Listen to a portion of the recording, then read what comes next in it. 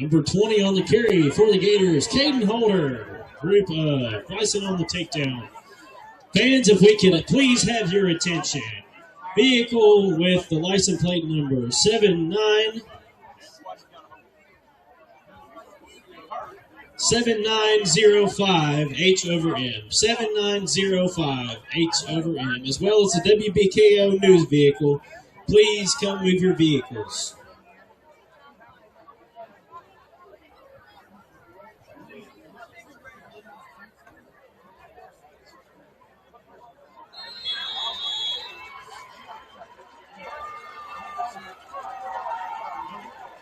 Number 23 on the carry, Andre Tidwell. Group of Bison on the takedown, short gain on the play, make it 3rd down and 9 to go for the Gators.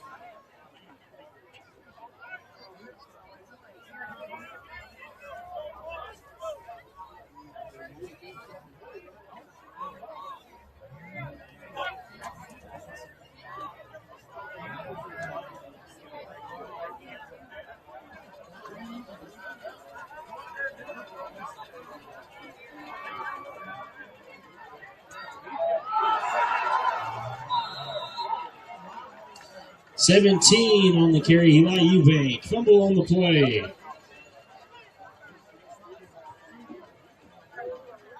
Flag on the play.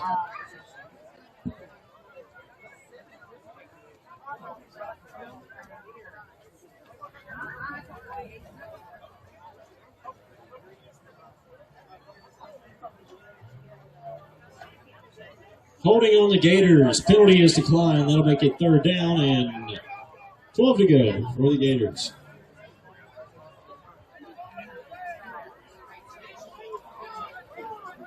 Correction, 4th down, 12 to go for the Gators.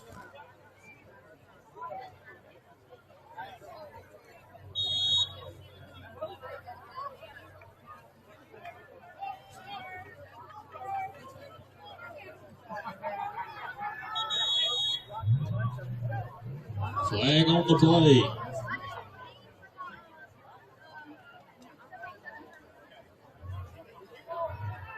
Flag is waved off. 4th down, 12 to go for the Gators.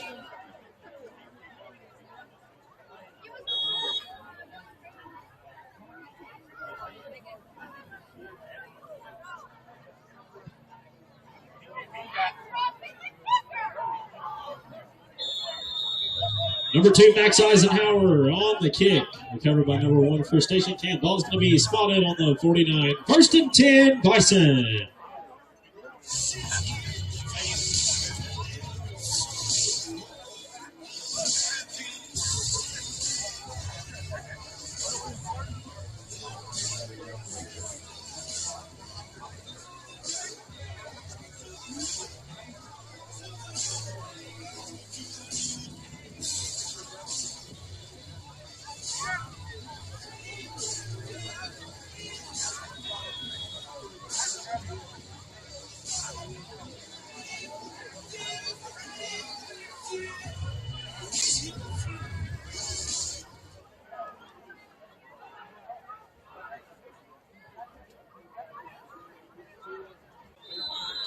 .22 on the carry. Group of Gators on the takedown. Looks like a gain of 1 yard. 2nd down and 9 for Station Camp.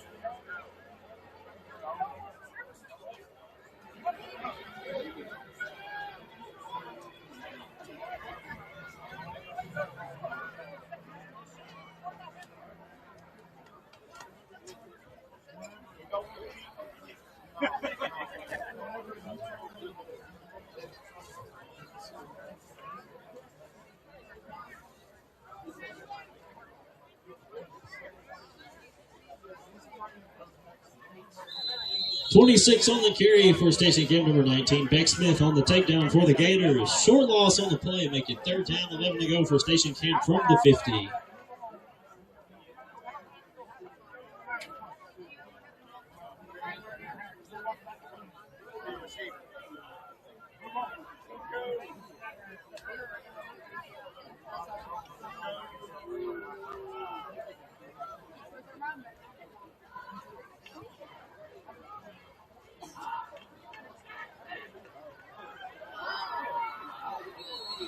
King's pass to 21 is incomplete. Broken up by number 1, Tristan Bailey Thomas. Ball's going to be brought back to the 50. Make it 4th down, 11 to go for Station Camp.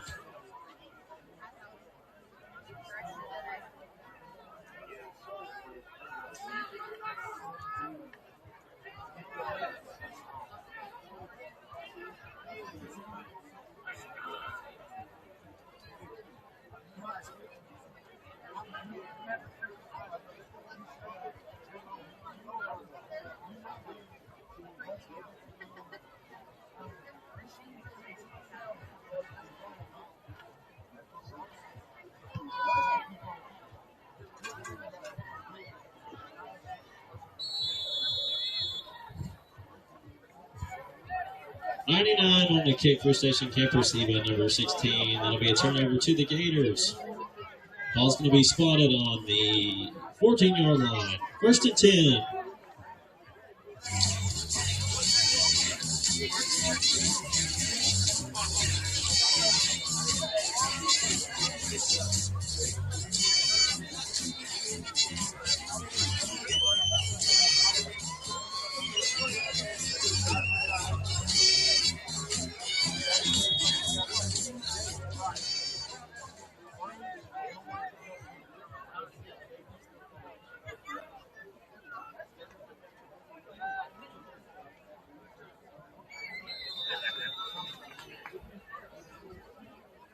Eubanks' pass is incomplete to number 23, Andre Tidwell.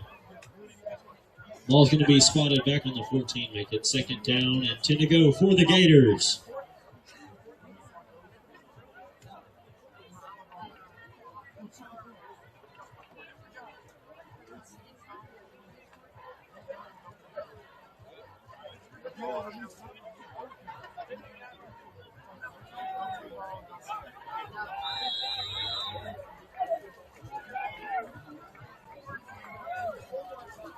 Number 23 on the carry, Andre Tidwell, group of Bison on the takedown. 2-yard loss on the play, make it 3rd down, 11 to go for the Gators.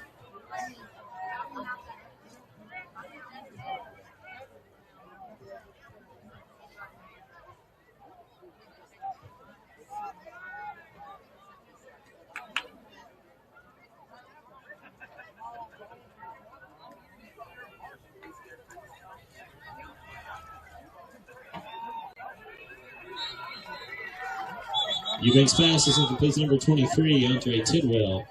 Ball's going to be brought back to the 13-yard line. 4th down and 11 to go for the Gators.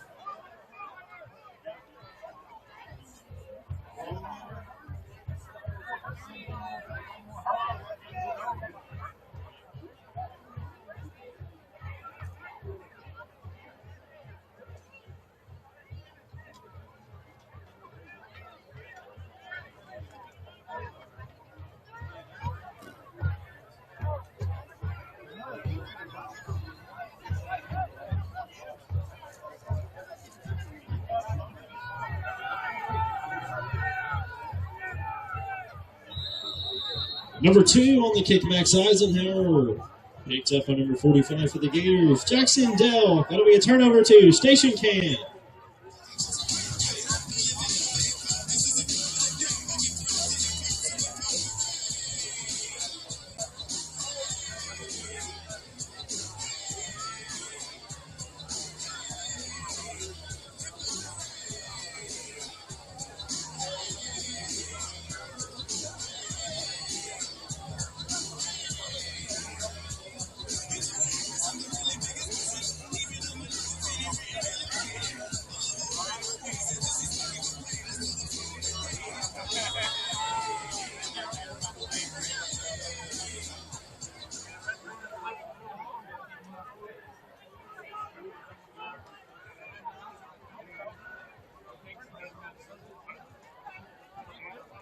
.26 on the carry for Station Camp, number 30, plus many other Gators on the takedown. Braden Cole, 1-yard gain on the play. Ball's going to be spotted on the 39, 2nd down, 9 to go for Station Camp.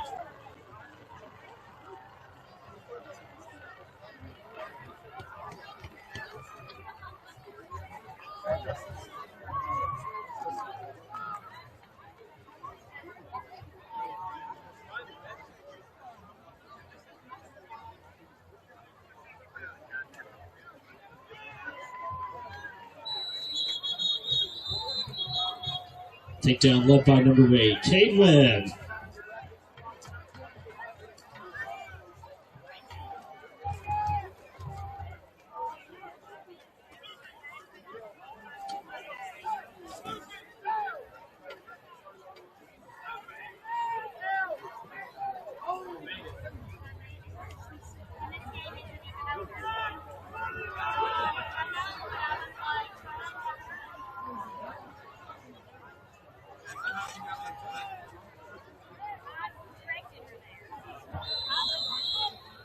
.26 on the carry, takedown by number 83, Isaac Hartz, and number 36, Logan Brown.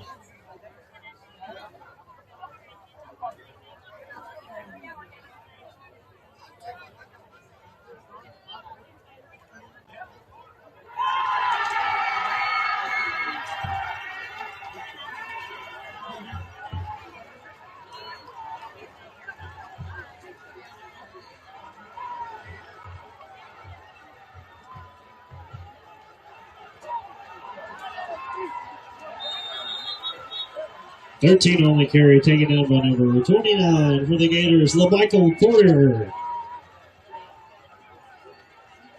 That play will be good for Station Camp, first down.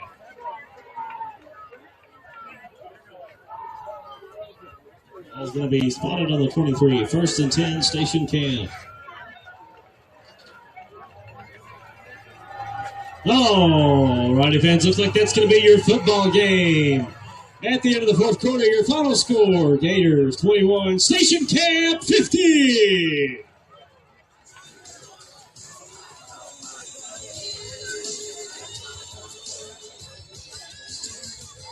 We thank everybody for coming out. We wish everybody a safe drive home. Stick around for our next game versus Westmoreland and the Allen County Patriots.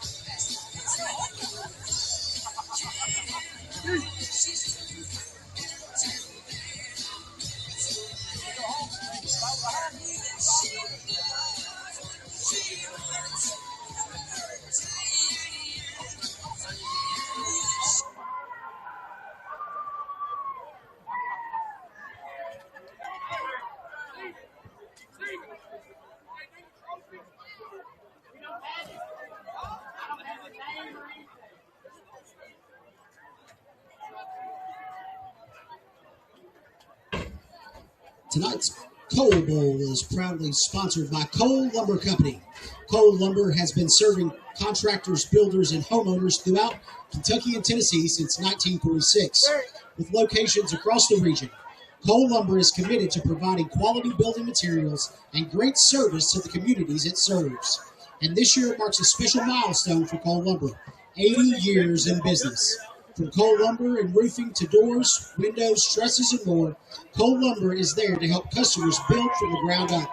Please join us in thanking Cole Lumber Company for being tonight's Coal Bowl sponsor. And congratulations to Cole Lumber on 80 years of serving the community.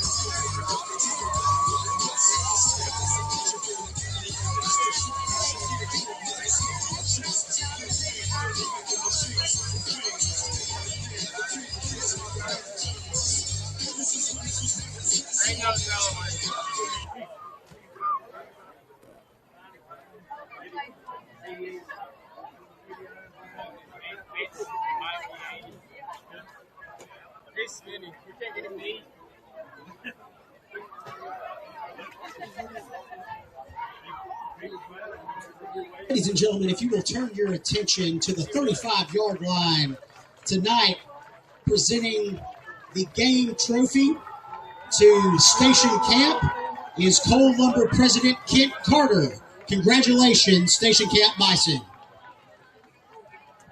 And the player of the game, number 6, quarterback Colton Overby. Congratulations, Station Camp.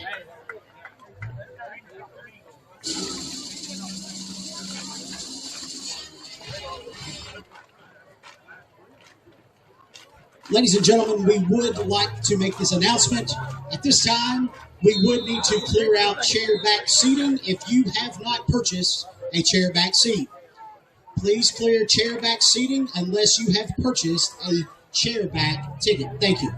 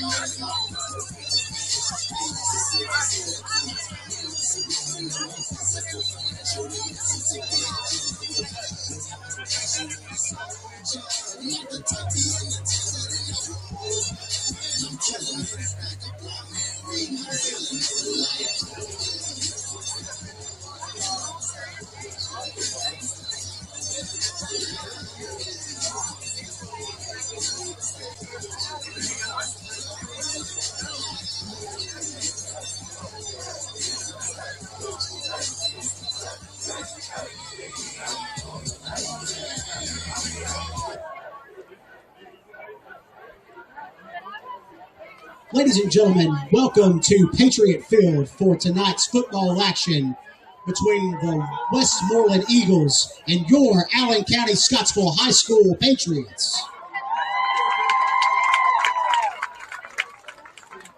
Tonight's officials, referee David Brown, umpire Wes Jolly, linesman Terry Howe, line judge Greg Meacham, field judge Kevin Blaylock, side judge Dennis Wilson, back judge Daniel Rogers.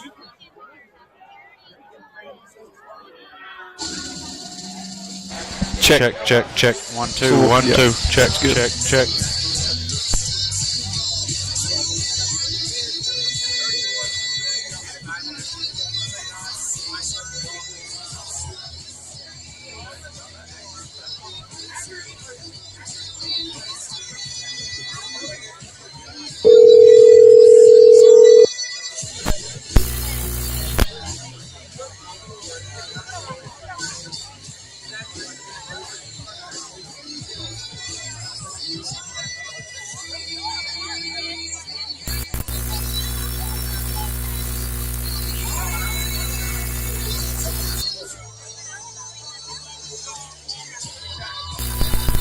And brought to you by Allen County Farmer Service, North Central Telephone Cooperative, Tri-County EMC, Edmonton State Bank, CPC Commodities, and CPC Animal Health, and Medical Center at Scottsville, and members of the Sports Club.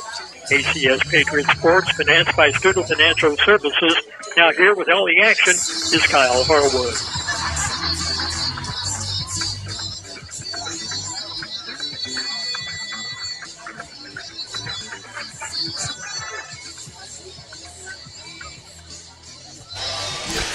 And we're live here at the Cole Lumber Bowl at Allen County Scottsville High School. I'm Kyle Harwood. Joining me in the broadcast is Brantley Bray as it's football season in the Bluegrass. And Brantley, boy, am I sure glad these Friday night lights are here and the whole town of Allen County is here to support the Patriots. Yeah, Kyle, it's been an exciting lead up to this year, especially knowing that we had this bowl game here at the high school campus. If you're here, obviously you know. If you're not, obviously a lot of new things happen here at the high school and on our campus with construction. But I think the administration and the construction company's done a really good job of working things out to make sure that the night would be as seamless as possible while we're trying to update and renovate our campus here. And you look around, what a great turnout by our fans, what a great turnout by our students here in the pep section. You can definitely tell it's football time here in Allen County. We're about 22 minutes from kickoff as Station Camp in Greenwood played the first game, and boy, was Station Camp good. Station Camp 50, Greenwood 21 was the final. I thought that Station Camp would come out and be victorious, but I did not expect that score. They were dominant both on the offense and defensive line, which we played Station Camp last year in the first game at Greenwood in this Cole Lumber Bowl, and then now we have switched. We'll be taking on Westmoreland tonight. The Westmoreland Eagles, coached by Ryan Harris, his second year. Eagles finished 6-6 last season. They advanced to the second round of the Tennessee Class 3A playoffs as the Eagles lost in the Cole Lumber Bowl last season to Greenwood 26-6. Brant, what all I've heard about this Westmoreland team is a typical Westmoreland team. You're going to see them run the wing tee. They're going to be physical. They don't have a lot in number, but neither do we. But this is the thing about when you play Tennessee schools, especially week one. Tennessee is practicing in shoulder pads, and they have more practices, or they get to practice more full pads than in the state of Kentucky. I think maybe just a week earlier, but that week makes a difference. Right. And Tennessee football is known for their high school football. These guys are going to come ready to play. I think they're going to be physical, both on the offensive and defensive line. They're going to win the battle in the trenches, and they're just going to be football savvy. I do not think they're going to do too many things that beat themselves, and that was one thing that I talked to Coach Hood in pregame. Coach, what do we need to do to win this game? First thing, turnover battle. We cannot afford to have 3 or 4 turnovers because they're a team that's just going to run the football, hang on to the football, and move the chains. Right, Kyle. And you know, we talked about it all week this week. Westmoreland, I mean, just being around the program for 15, 20 years, Westmoreland has played the same style of football that they've played since, I don't know how long. They're going to come at you with that wing tee offense. They're going to let you know from the first play that it's about physicality. It's about the size that they're going to have in the trenches, and they're going to try to beat you 5 yards at a time. They're not looking for a big play downfield. They're going to try to beat you with their size. They get these boys involved with the program there in Westmoreland early. They run this offense in their Little League program, and these guys know what they're trying to do. What you've got to protect against that wing T offense is you've got to stay away from letting them get a lead early, because with that wing T offense, positive yardage is the goal. And if you let them get ahead in this football game tonight, then they can really slow that football down and manage yards per down and beat you 4 plays at a time. They can get yards, 3-4 yards at a time. You got to stay away from that if you get behind. You've got, like you said, we got to take care of the football. We got to go play our game. And defensively, it's all about maintaining your assignments. Every guy on that defensive side has a gap that he's got to pay attention to, and he cannot let that misdirection of the wing T get the best of him tonight, Kyle. And defensive line, we're going to be running people in there because they're going to be worn out. And I think you're going to see a lot of new faces on this defense. We graduated a lot of seniors last year, especially on the defensive side of the ball. So a lot of new guys will be stepping up in that Patriot uniform and hopefully stepping up in a big way. The Eagles are led by their senior quarterback, Xander Hodge. Now, I was talking to their radio personnel before the game, and he talked about how they're not going to throw it much, but Brantley, during pregame, he was slinging it 40 yards and looking pretty good. But their typical wing T, their 2 wings that are going to get carries tonight are going to be Dylan Gann, number 6, the junior back, and then Jordan Bell, the sophomore running back, number 7. And then in the backfield will be number 30, Braxton Cook, who is an absolute man. He's going to be playing some outside linebacker, some running back on offense, a senior. Their top offensive lineman, Jace Schaffhauser, they're really going to run to his side. He is a talented offensive lineman. And then defensive lineman, Braylon Huffines, is their go-to defensive lineman. Patriots enter their 58th season as Coach Hood enters his 21st season. Coach Brad Hood, 114 and 114, entering the 2026 season. Coach Hood's his first game was against the Westmoreland Eagles back in 2007, and it was a Eagle win. But Brantley, I'll never forget that. Me and you, I think we're ball boys on that team, just little young 6th graders, I guess, and I guess that was 2006, yes. And Coach Hood asked us to be ball boys. We were scared to death after that halftime fiasco that Coach Hood, that young Coach Hood, which he still has a little fire in him after 21 years. But Coach Hood's done a wonderful job, and I'm glad that he is still the head coach here at ACS, and definitely treats this radio broadcast with a lot of pride, treats us very well. So Coach Hood, head coach, 21 seasons under him. 58th season, Brant. Last year we struggled, 0-10 for the first time since the 1985 season. A tough year, but I think we're going to have some positives out of this year. As you look at the schedule, we've got a very tough schedule. Our district is got to be one of the top districts in the state. When you have Paducah Tillman, who's top 10 in Class 4A. Logan County was number 7 in Class 4A. Franklin Simpson, I think, is going to be better, and they were good last year. Callaway is on the up and up with their new coach. So this is a tough district. Warren East, with a new coach, we don't know what we'll see from them. Now, Isabel was at Warren East, their quarterback. He's moved to Paducah Tillman. So we thought we were going to get rid of him out of the district, but he goes to Paducah Tillman and will stay in it. So we've got a tough schedule. Tonight we'll take on Westmoreland at Monroe. Next week, as they're up on Warren Central 21-0 at halftime, we'll have Warren Central at home on September 4th. We'll be on the road September 11th to Glasgow, September 18th at Logan County, and then Paducah Tillman back here on the 25th.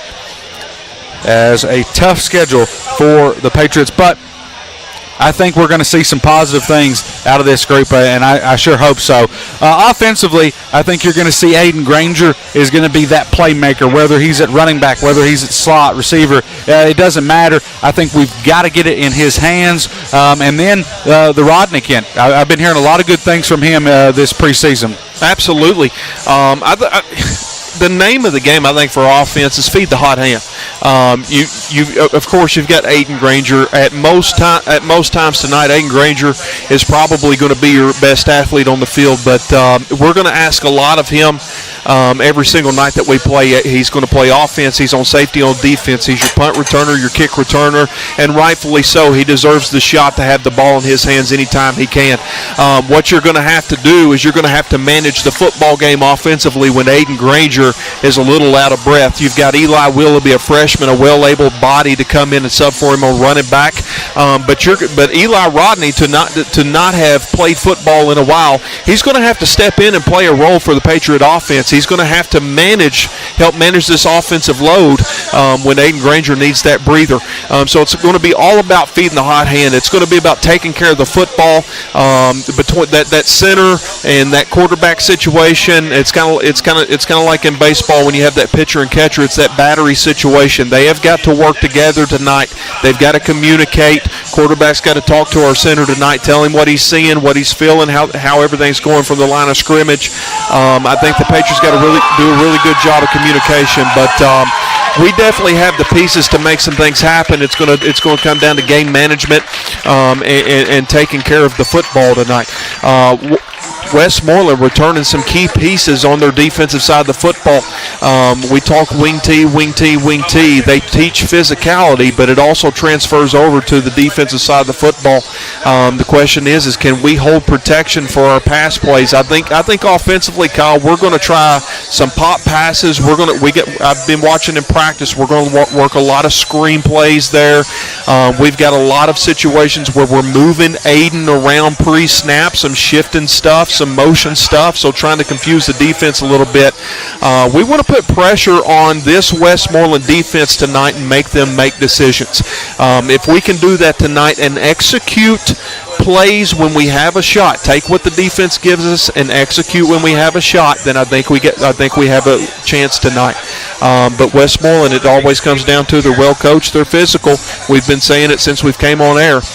We've got to match that tonight. We can't arm tackle on defense. We've got to put bodies on bodies, and we've got to play through that physicality of the Westmoreland Eagles. I think you're exactly right. And, coming into the first game of the season, a lot of these guys haven't played at that speed of varsity football. Well, they're going to get a taste tonight as the Eagles will be ready to go. We'll take a look at our starting lineups brought to you by Allen County Farmer Service. We'll start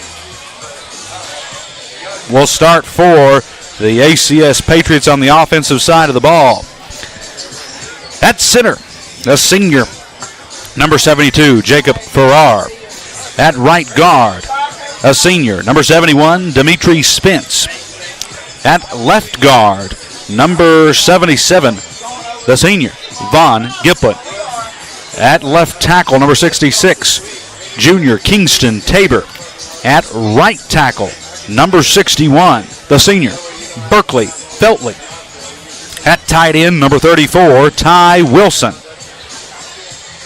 At receiver, you will see a mix of guys tonight, but I believe getting the start will be number 2, Caden Smith, as well as number 4, Andrew Middleton, the senior.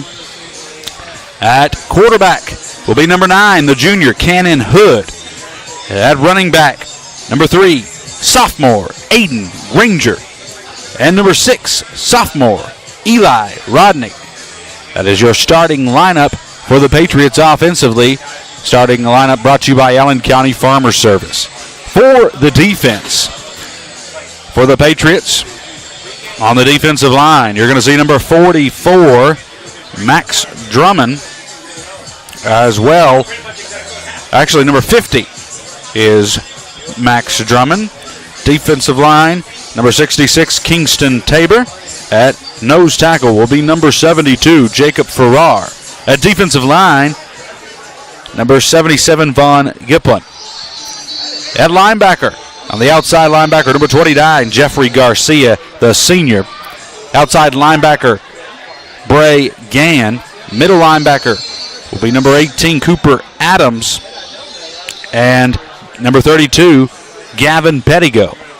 Cornerback, number 27, the sophomore, Bentley Simmons, will get the nod tonight. as well as number 0, Eddie Hickey, the senior. At safety will be number 5, Truett Turner, the sophomore, and the sophomore, Aiden Granger, number 3. That's your starting lineups, brought to you by Allen County Farmer Service. You're listening to Patriot Football right here on WVLE 99.3, presented by Studel Financial Services, as it is the 58th season for Patriot Football.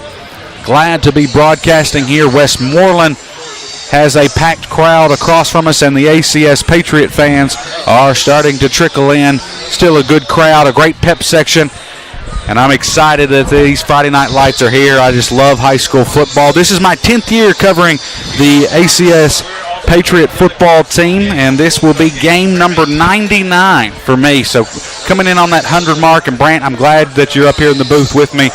This will be a good year, and I'm excited for it. Absolutely, Kyle, and I've spotted in and sat in with you quite a few times, made quite a few road trips, but I think I speak for all of Allen County and all of the Patriot community that supports this school, that along these 10 years that has appreciated you coming into their homes, into their vehicles, from near and far, whether it's 20 minutes down the road or a 3.5 hour trip to Paducah Tillman.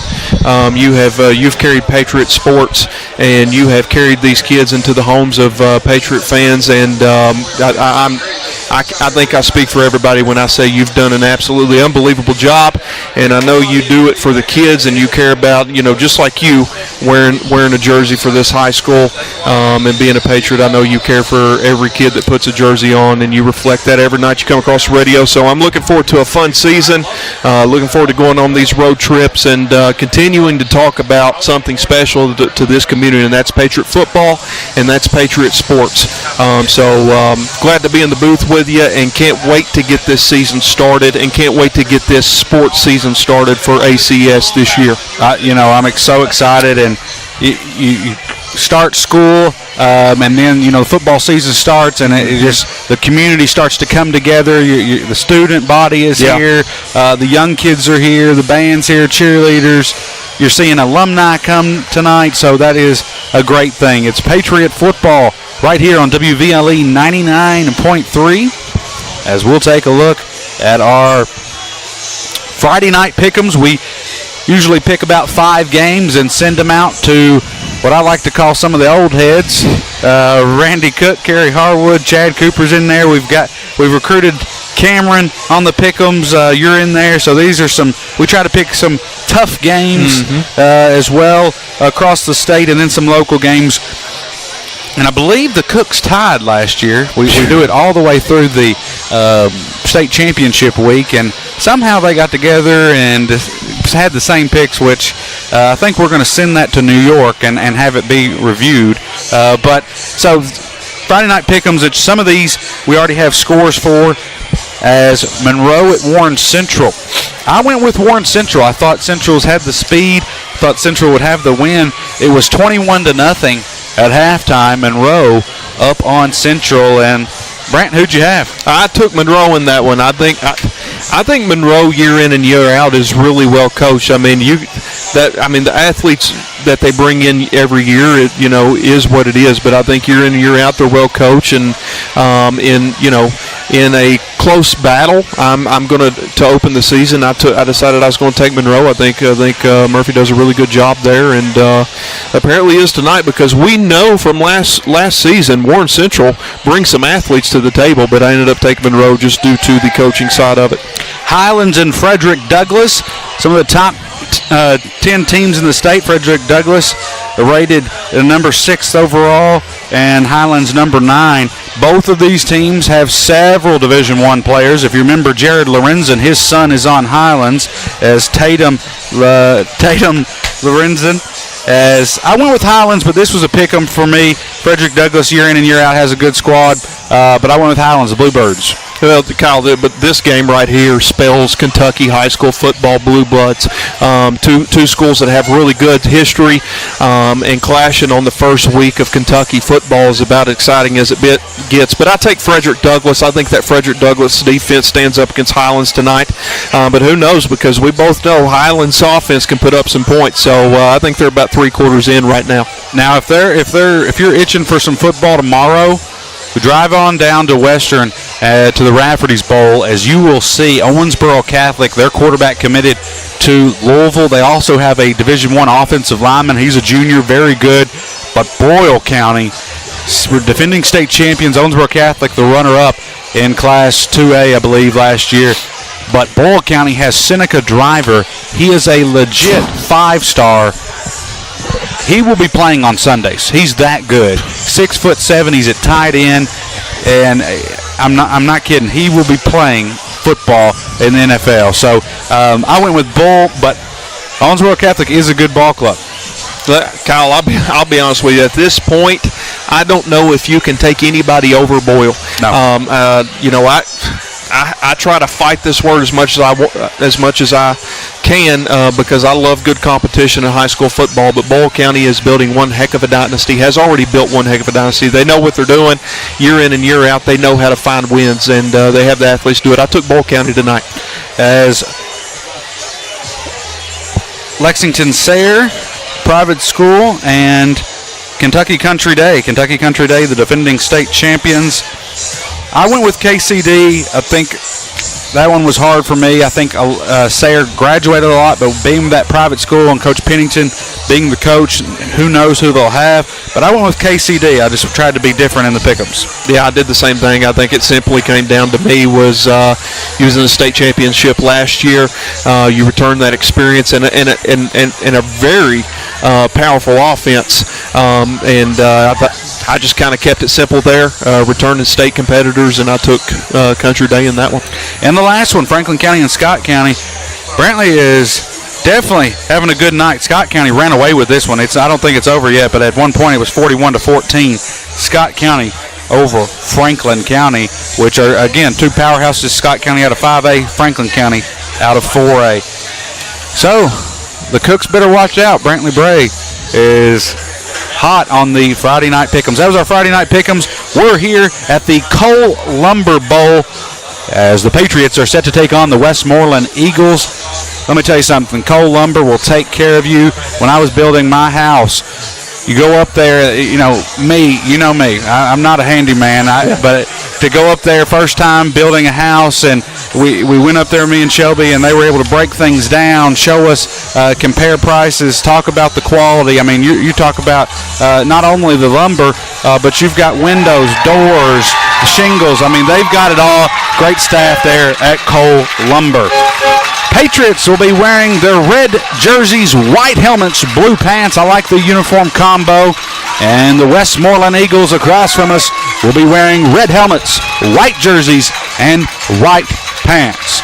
As Coach Brad Hood enters his 21st season as head coach. We got some new staff members here.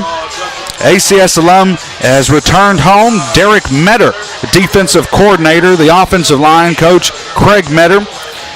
Wide receivers, Coach Casey Johnston. Linebackers, Coach Chris Snail. Assistants, Dylan Hessen. Malcolm, is that Offert? Volunteers, Braylon Adams, Tyler Snail, and our athletic trainer, Andy Vickery. Great staff. As the Patriots are about to run out here, we'll have the national anthem played by the ACS Pep Band, and they have done a wonderful job. I've, just after school and stuff, driving by here, they're practicing, and they're always great, and I think they'll do great tonight. So it's Patriot football right here on the Patriot Sports Radio Network, WVLE 99.3. Presented by Studel Financial Services. This is Kyle Harwood and Brantley Bray bringing you the action here in the 2026 season. We will take a 3-minute break when we return. It's Patriots and Eagles. We'll be back after this 3-minute break.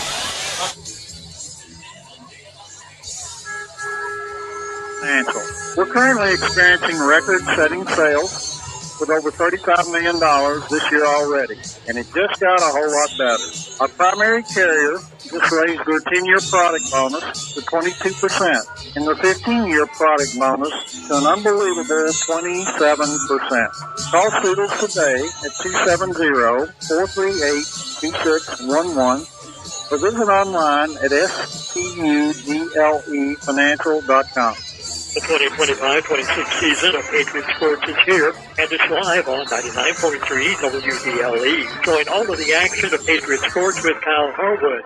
Patriot Sports is financed by Student Financial Services and brought to you by Allen County Farmer Ladies and Service, gentlemen, please Person rise, Telephone remove your Cooperative, hats, Tri-County place your right hands EFC, over your Edmonton heart. State Bank, CPC Commodities, CPC Animal Health, the Medical Center and Scottsville, and members of the Patriot Sports Club.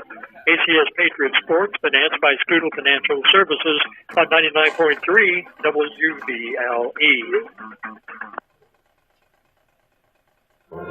Tri-County Electric offers the Energy Right Home Evaluation Program to provide our member owners with information on ways to lower energy use and save money. This do-it-yourself audit allows you to answer questions specific to your home. Once the questionnaire is received, a customized report will be prepared for your home that will identify the major energy users and provide information on how you can become more energy efficient. Best of all, the program is free. Contact your local Tri-County Electric office for more information on the Energy Right Home Evaluation Program. Tri-County Electric, owned and operated by those they serve.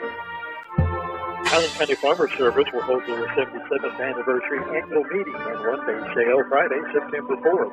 Entertainment begins at 10, lunch at 11, and the business meeting at 12:30, and several factory representatives will be on hand.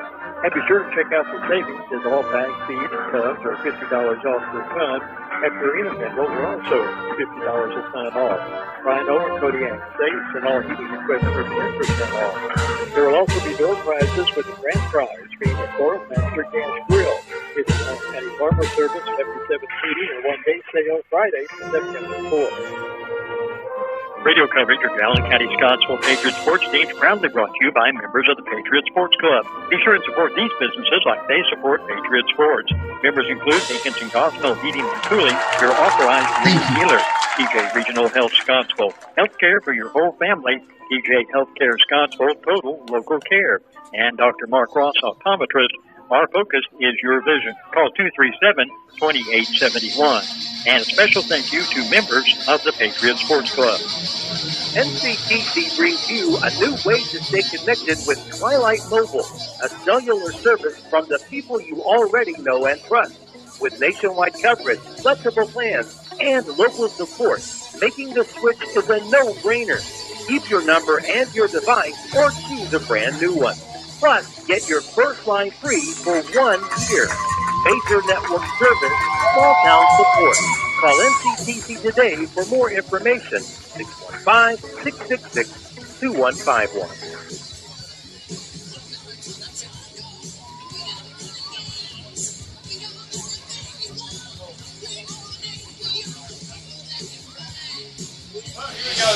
Coming to you live here from the Coal Lumber Bowl here at Allen County Scottsville High School as Coach Hood in his 21st season will walk to midfield at the ACS logo with his captains. The captains are number 29, Jeffrey Garcia, number 0, Eddie Hickey, number 72, Jacob Farrar, and number 50, Max Drummond.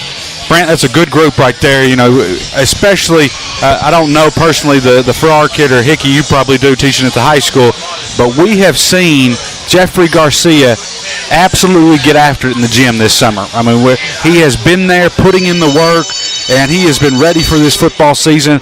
I know Drummond's been putting in the work, and those are some of your core seniors that are going to lead this team, and I'm glad to see them as captains. Absolutely. You know, you talk about Jeffrey Garcia, who actually just won the award of Mr. ACS for the senior class this year. Well deserved. And deservingly so. The dude is a leader in our halls, a leader in our schools, and definitely a leader on this football team. And you always have that. You always have the kids that come through that you just dread seeing walk out of the doors of that high school for the final time, and Jeffrey Garcia is definitely one of those kids. He's a top-class leader. Like you said, Max Drummond, Farrar, these boys bring some heart to this football team, and what better four guys to walk out there for that coin toss. And looking forward to watching them this season, looking for them to leading this group, and they represent Patriot football in the best way possible. Patriots and Eagles will meet for the 20th time. Eagles lead the series 12-7. The last meeting was in 2012 as Westmoreland defeated the Patriots 26-0. The last ACS win over Westmoreland was back in 2010. It was a 49-0 victory for the Patriots. Coach Hood, first opponent ever was against the Westmoreland Eagles, and here come the Patriots as the pep band playing the fight song, the student section down on the field, as well as the cheerleaders. It's football time in Allen County, Scottsville, and I know Coach Hood is fired up and ready to go. Absolutely. Kyle, you know as well as I do, coaching baseball, that first game of the season, there's nothing like it. The feelings that you go through all week waiting for that first game, and then you get to the day and you still got to go to school. You still got to go through the motions, and you got to get everything done that you've got to get done. And then you finally get out of school, and it's all about shifting that focus to game night, watching your kids walk through the door, getting ready for game time, and then you look up, and all of a sudden you've got 12 minutes on the clock. You're saying that pregame prayer with the boys, and it's nothing but football from here on out. Looking forward to this cross-border state rival here with Westmoreland, this first game of the season. It's looking like a really good setup for the Patriots tonight, as well as Westmoreland. This is Friday night football. Yeah, I'd love to get, even after the bowl games, I'd love to get Westmoreland on the schedule, be right down the road. Like I said, we've played them 20 times overall, but haven't played them since 2012.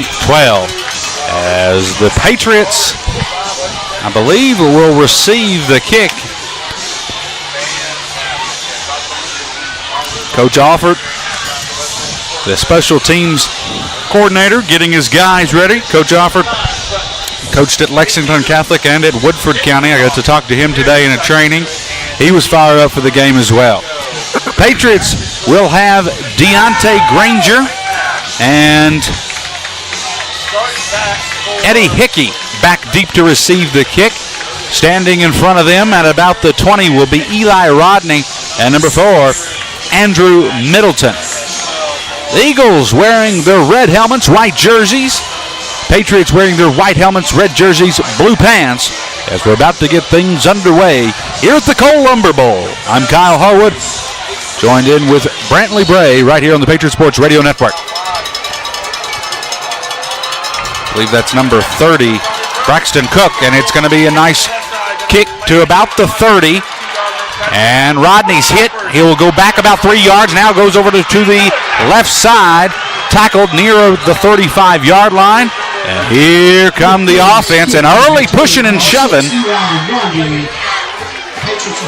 on the special teams. I could not see the number there, but Patriots will start on the offensive line. It'll be Kingston Tabor at left tackle. Von Gippel at left guard. Jacob Farrar at center.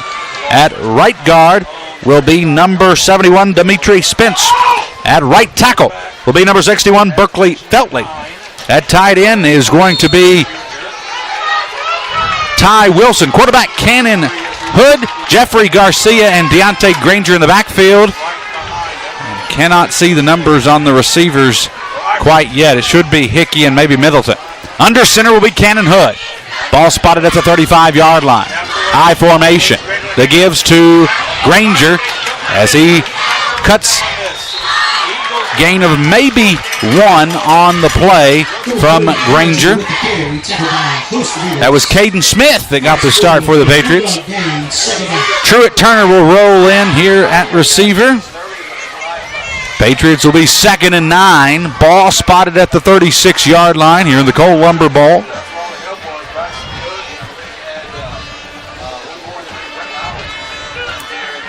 Brant, it would be very good if these Patriots could just move the ball. Don't have to score on this opening drive, but we cannot go a quick 3 and out. Yeah. I formation yet again. Cannon will be under center.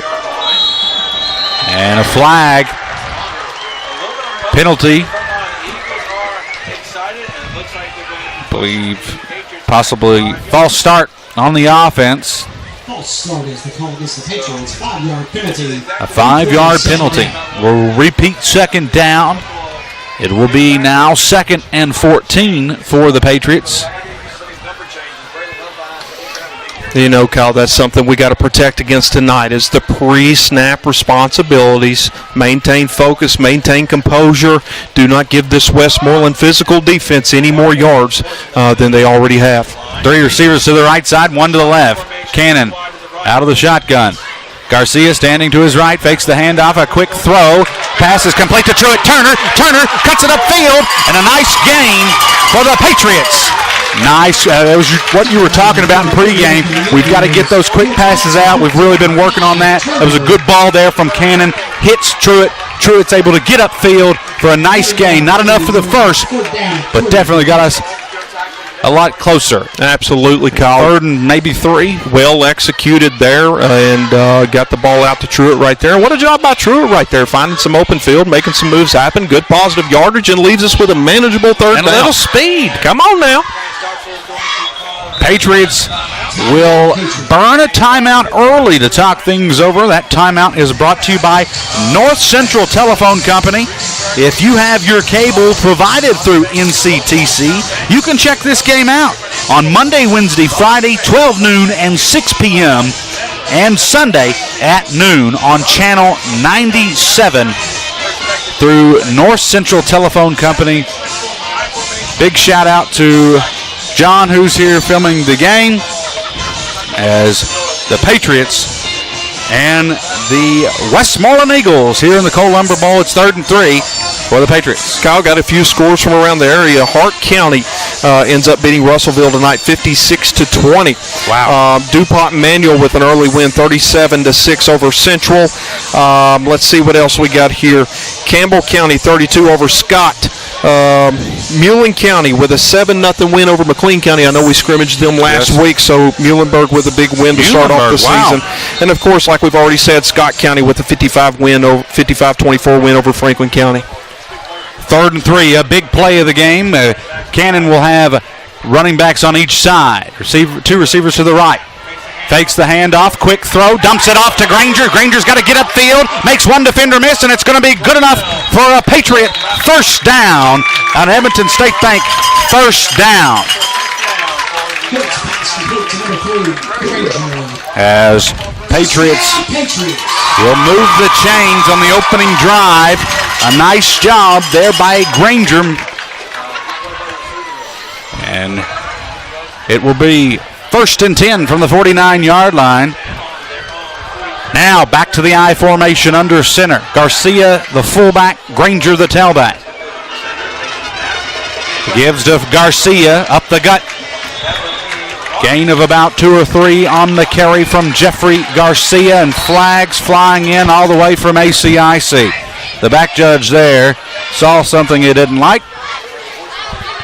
Not sure what the call is. Well, I'll tell you this crew was flag happy in the first game, as that's why we had a 8:45 start, or whatever time we started. So hopefully they hold on to those. But hey, it's their first game too. Yeah. It's going to be a personal foul on the Patriots. Not sure exactly what happened. Hood didn't have much to say there. After a nice pickup of 3 or 4 by Jeffrey Garcia, we're going to be pushed back to our 38-yard line.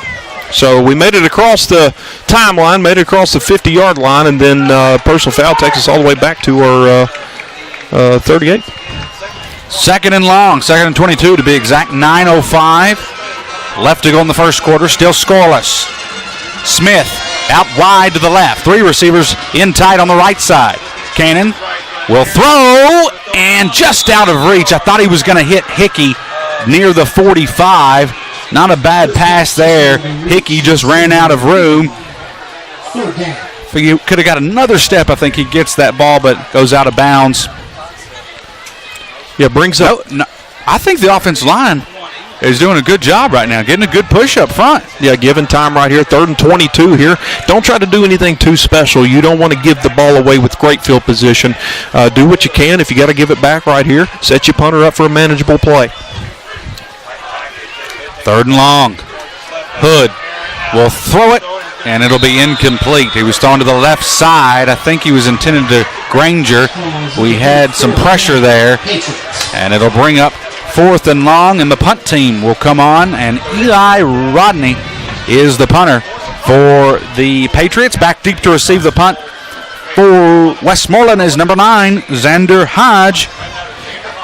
8:49 left to go here in the first quarter. The Patriots were able to get 1 first down on the opening drive, eat up some of the clock. See if we can get a good clean snap here. And Rodney gets the punt off.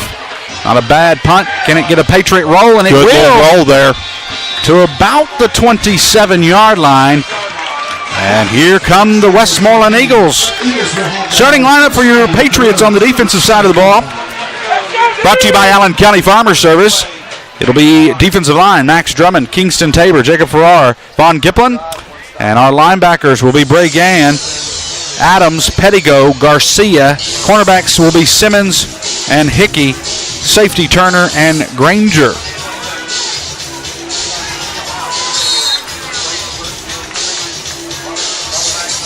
So a lot of new faces on this team, and I'll tell you one guy we're going to miss, Eddie Chavez. Over 100 tackles last year, was the senior leader. Yeah, could tackle anything.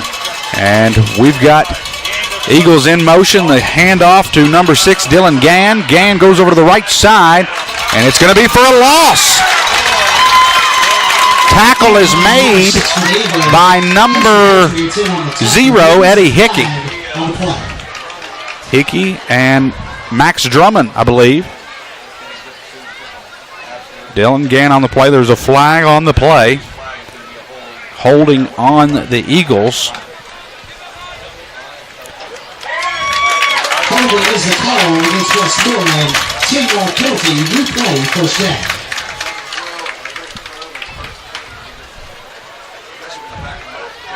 Replay of first down. 1st and 20 for the Eagles. Xander Hodge is the quarterback. Dylan Gann, Jordan Bell, and Braxton Cook are going to get the majority of the carries in this wing T offense for the Eagles. Bray Gann on that outside linebacker. In the middle is going to be Cooper Adams as well as Gavin Pettigo. He's got 2 receivers to the left. He's going to roll. Hodge with a nice carry. He's got some room to run, and there was a hold. Tackle is made by number 3, Aiden Granger. Truett Turner was held on the play, and the flag will come out. Patriot tackle by number 5, Turner. There is a flag on the play. They just went all left side. Hodge took the direct snap and headed to that left side. Got some good blocks. But another penalty. 8:24 left to go in the first quarter. Patriots 0, Westmoreland 0. Replay, first down. So the replay first down. 1st and long. Ball spotted at the 17 for the Eagles. Hodge has got 3 receivers to the right side, 1 to the left. Here's the snap. Hodge rolls to his right. He's got some time to throw. Escapes the pressure. The pass is complete. Makes a defender miss and gets upfield, and he'll have enough for the first down. And I think you talked about in pregame, we have got to go and tackle. That was some arm tackling there and didn't finish on the play. And then when they made the catch, the initial catch, we had a linebacker just run right past, didn't have time to break down and stop, and they get up for enough for a first down. Yeah, Kyle, we talked about it before. He had wing T offense or not, he has the ability to throw the ball and let him get outside the pocket and have a little time. He will find an open guy. So nice catch, nice carry right there, and first down for the Eagles. After back-to-back penalties, we had pinned them back to the 17. Now they're on the 37, 1st and 10. Hodge, the snap, handoff, will go right side. And a nice run from number 30, Braxton Cook. You know, you look at these wing T offenses, you know, Franklin likes to do it. Westmoreland likes to do it. You're going to find that 6'1", 6'2", 215 fullback sitting back there, and you know they're going to feed him the ball. And whether you know it or not, Braxton Cook is going to run with that shoulder down, and he's going to get up. He'll try to find that second level. I believe Bregan and Pettigo were in on the tackle there. 2nd and 3. Ball spotted at the 46. Now Hodge will be under center. Sends Gann in motion, the handoff. And it's got the first down and more. One man to beat, and Aiden Granger will make the tackle. The carries by number 11, James Graves, the sophomore. That's good enough for an Eagle first down. They're really getting to that secondary in a hurry. We have nothing. The defensive line is not a factor right now. And here's the thing that I'm seeing so far, Kyle. Both of these wings, your fullback, your backup fullback there with James Graves, sophomore, they all have speed. So you have to respect their motion, the pre-snap motion. These linebackers got to stay on their detail, and next thing you know, here's this fast sophomore getting upfield. So got to pay attention to your gaps here. 1st and 10, ball spotted at the 31. Eagles send a man in motion. And fake the jet sweep. Quarterback Hodge on the keeper. Goes up the middle. Tackle is made by Eddie Hickey as well as Jeffrey Garcia.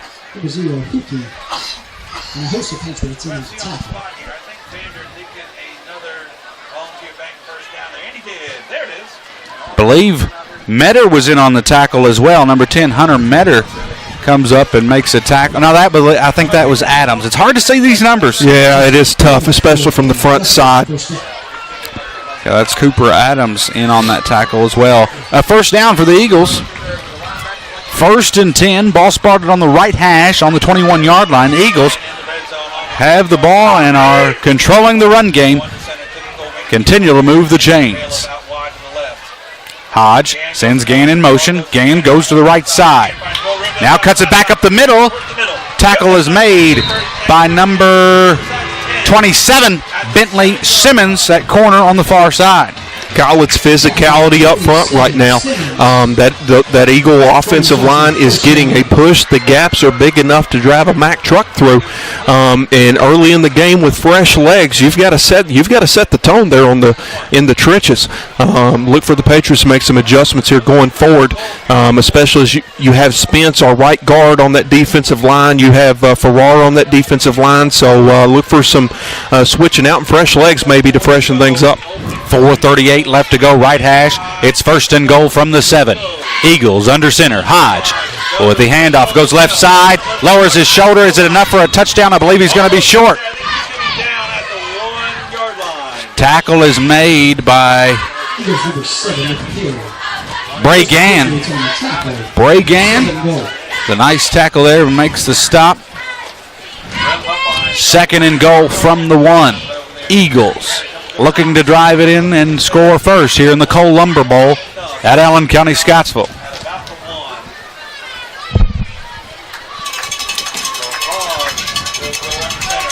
Under 4 minutes to play. Hodge under center. Sends a man in motion. Gives to the fullback, and it's a touchdown. 1-yard rushing touchdown from Braxton Cook. So with 3:45 left to go in the first quarter, the Eagles of Westmoreland strike first here in the Cole Lumber Bowl on a 1-yard run from Braxton Cook. As Xander Hodge, quarterback, punter, punt return, and kicker. Oh, no, he's the holder here. Braxton Cook is your kicker here. And he's going to kick that to Dollar General. Touchdown. Our extra point is good. 7-0. Westmoreland. With 3:45 left to go in the first quarter, the Eagles strike first.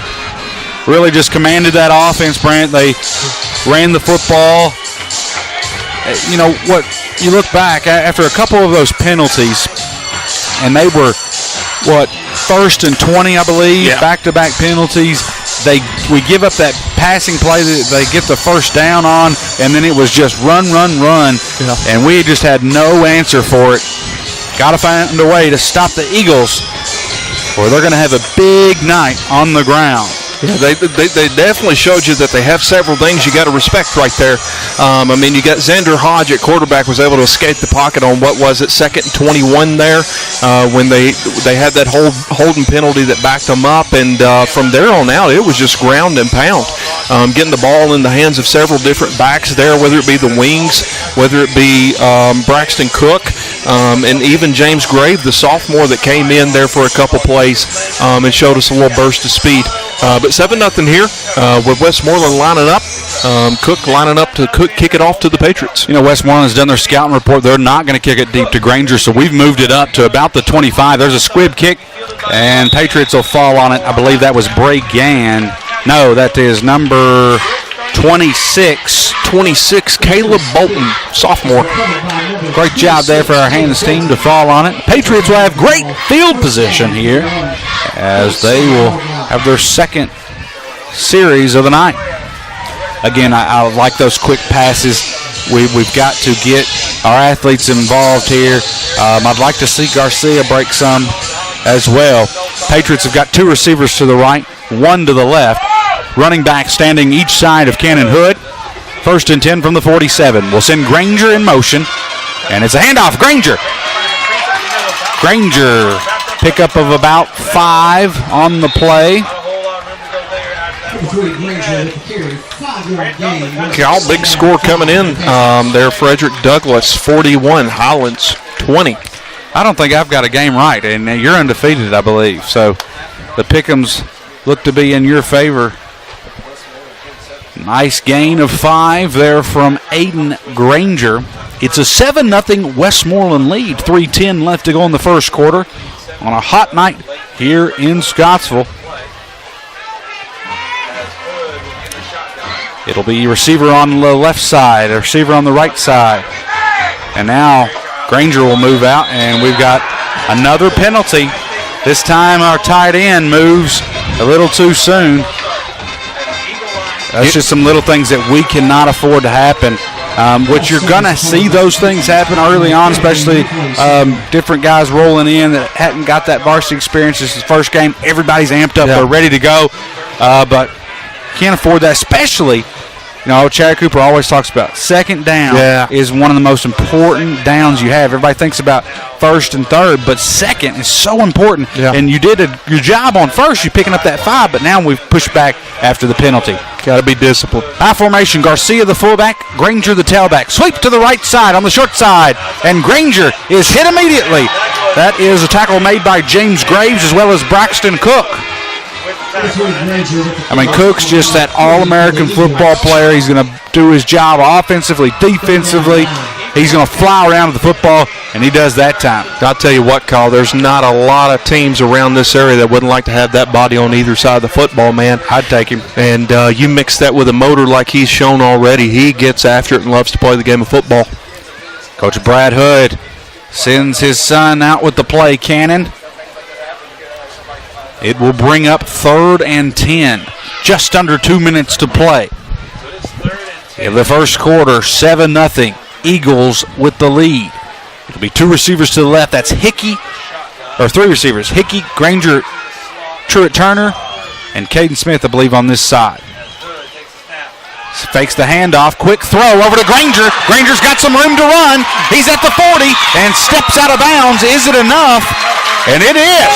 That's enough for an Edmonton State Bank first down for Aiden Granger. The yards after the catch, the burst of speed from Granger. Yeah, that little post kind of pre-snap, but right at the time of the snap motion, Granger was lined up there in the slot position on the left side, and just at the time of the snap, he starts running straight down the line of scrimmage there to the right, creates a some type of late motion screenplay for the Patriots. No downfield blocker, so perfectly disguised. Now we're going to give Granger a break here. Rodney comes in at tailback. Garcia still is the fullback. And the give is to Garcia. He stood up by the Eagle defensive line. Eagles showing early right here. We're going to make you throw the football. They're sending they're blitzing 1, 2, sometimes 3 guys at the all at one time. They're going to make us throw the football. 2nd and 10, no gain on the play for the Patriots.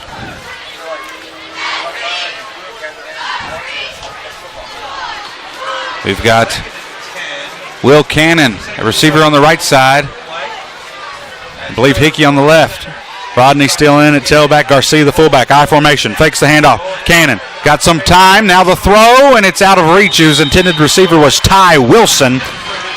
Cannon was hit after the play. Was hard to the ground there, but quick to get up. 3rd and 10.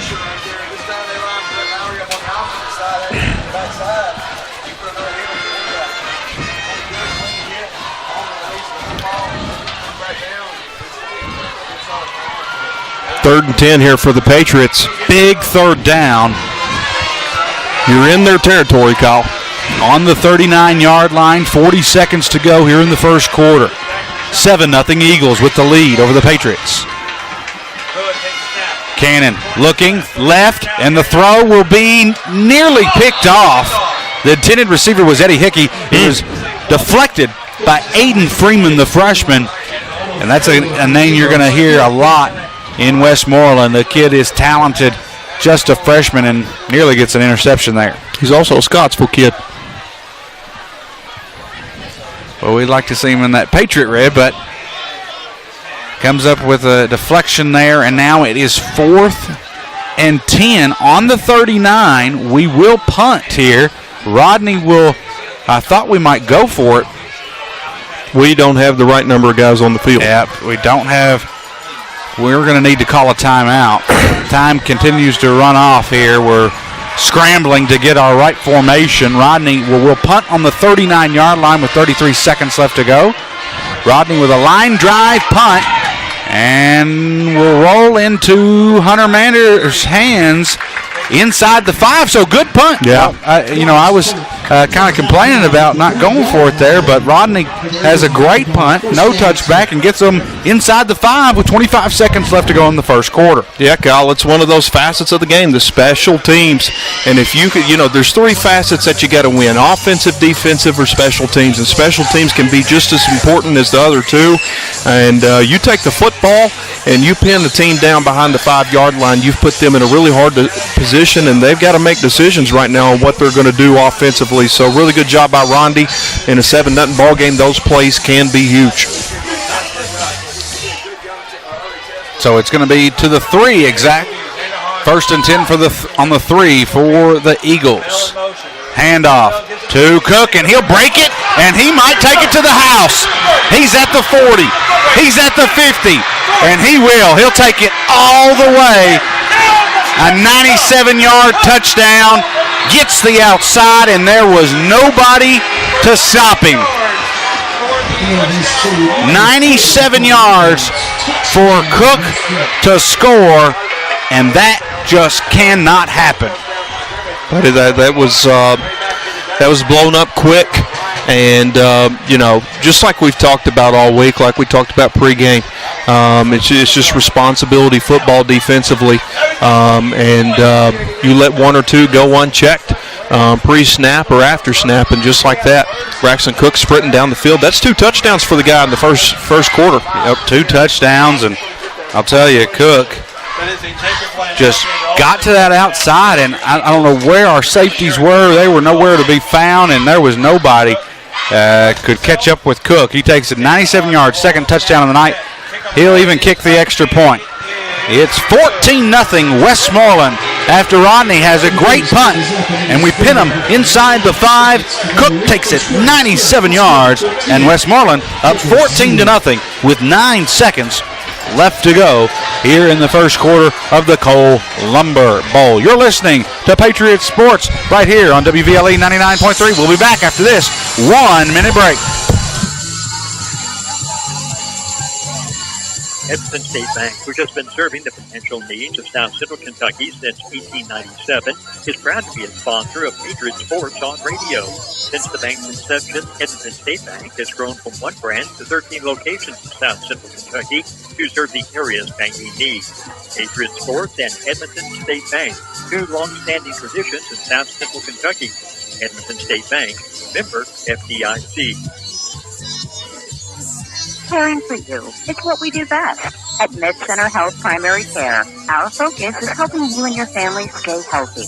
With 13 locations across South Central Kentucky, we offer annual wellness visits, well child appointments, treat chronic conditions, complete healthcare screenings, and more. Call 270-901-0629 to schedule your appointment with Mid-Center Health Primary Care today, or visit midcenterhealth.org/primary care.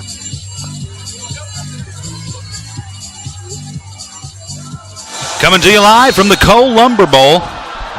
We might be calling it the Braxton Cook Bowl here soon. He's scored 2 touchdowns, already over 100 yards. In the first quarter, he took a 97-yard touchdown run. Handoff now to Aiden Granger. He's at the 30, 35, 40. He's at the 50, the 40. Cuts it back upfield. He's got one man to beat. 20, 10.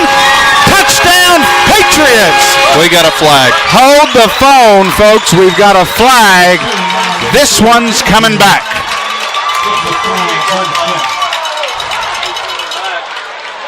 So the initial kick gets to about the 20.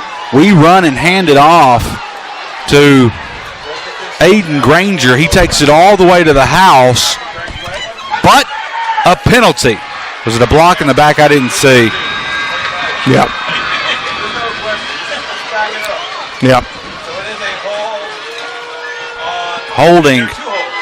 2 holdings on the Patriots, and that one will come back. You know, that's huge. That is huge. I mean, we've talked about in pregame. Aiden Granger can make those big plays. He really can, and that would have been a huge turnaround for the Patriots and something they needed after giving up that big touchdown to Cook. Now, Patriots on the other end take the kickoff all the way back, but it's called for holding.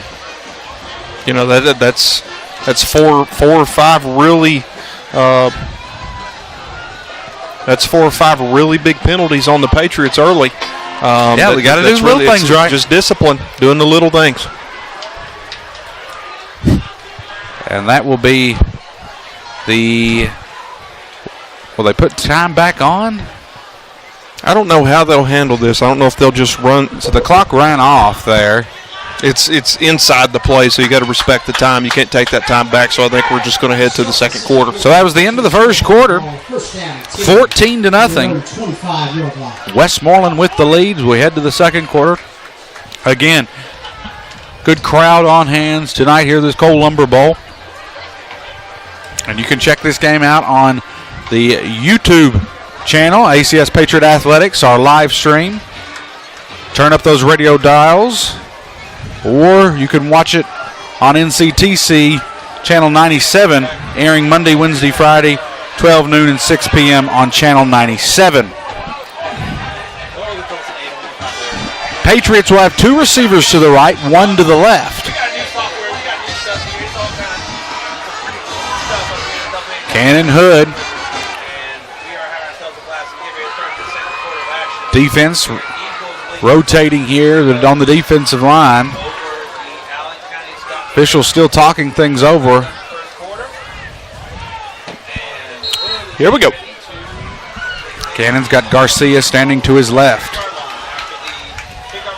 1st and 10 from the 25. Garcia, now Patriots going to run a trick play, and Granger cuts it upfield for a nice gain, but now another hold on the Patriots.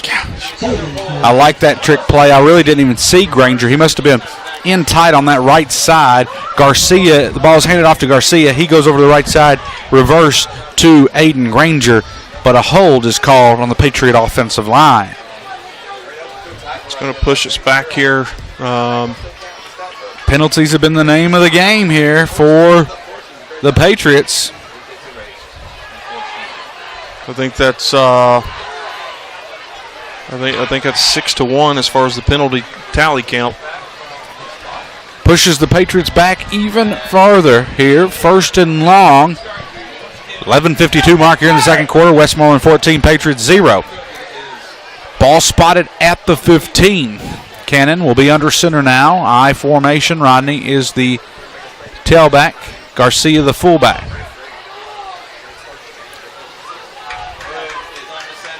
Here's the handoff. Rodney.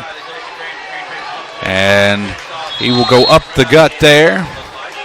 Gain of about 4 on the play for Eli Rodney. Is Rodney a sophomore?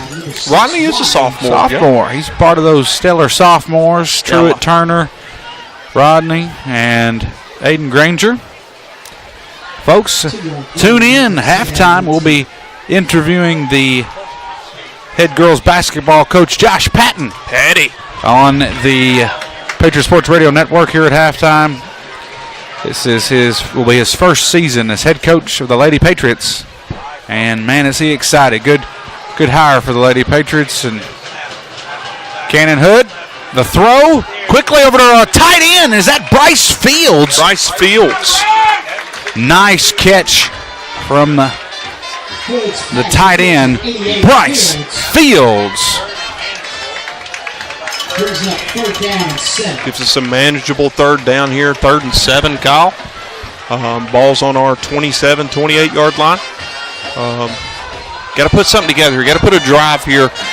You don't want to reach that point where you look up and let Westmoreland score again and you're 21-0 against the wing T. We talked about that pregame. Yeah, this is a huge third down. 3rd and 7. Ball spotted at the 28. 2 receivers to the left. And a timeout, Westmoreland. That timeout is brought to you by North Central Telephone Company. If you have your cable provided through NCTC, you can check us out Monday, Wednesday, Friday, 12 noon, 6 p.m. on channel 97. We're here at the Cole Lumber Bowl. Cole Lumber will take care of you. Got locations in Scottsville, I think Portland. I'm not sure where else the locations are, but they will take care of you. We got all our lumber there when we built our house. Doors, windows, shingles. I think we got it all. If it's wood, you got it from Cole Lumber. Kyle, some scores from around the state. Bardstown 42, Elizabethtown 38. Wow. Monroe County 21, Warren Central 0. Is that a final? Yep, final score there. That's who we'll be playing next week is Monroe County. And congratulations, Randy Cook, Sayre 22, Kentucky Country Day 19. So that was your only loss in the pick'ems. Callaway County 56, Webster County 14. Wow, I knew Callaway County was going to be much improved. They were decent last year. 2 receivers to the right, 2 to the left. 3rd and 7, a big third down. 11:01 left to go in the second quarter. 14-0 Westmoreland. Cannon with a quick throw over to Garcia, and he cannot make the catch, which Garcia was trying to turn around to find that ball, but apparently it wouldn't have mattered. Braxton Cook was right there, even if he does catch it. Brings up 4th and 7, and here comes the punt team once again for the Patriots. So you look, and how big would that kickoff return for a touchdown from Granger be? But unfortunately, it was called back holding on the Patriots. They would not get the first down. Now Rodney with a high snap. He gets the punt end over end high, and what's the call? We hit the returner. Hit the returner before he had the ball. Just little things right now, and these penalties are starting to hurt the Patriots.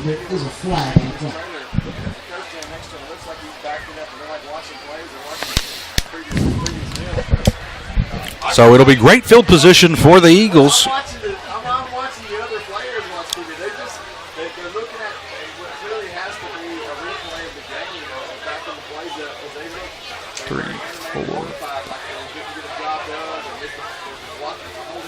7, 8, 9, 10, 11, 12, 13, 14. As the Patriots now will have 10:47 left to go here in the second quarter. Eagles will have great field position here on the 39-yard line in Patriot territory.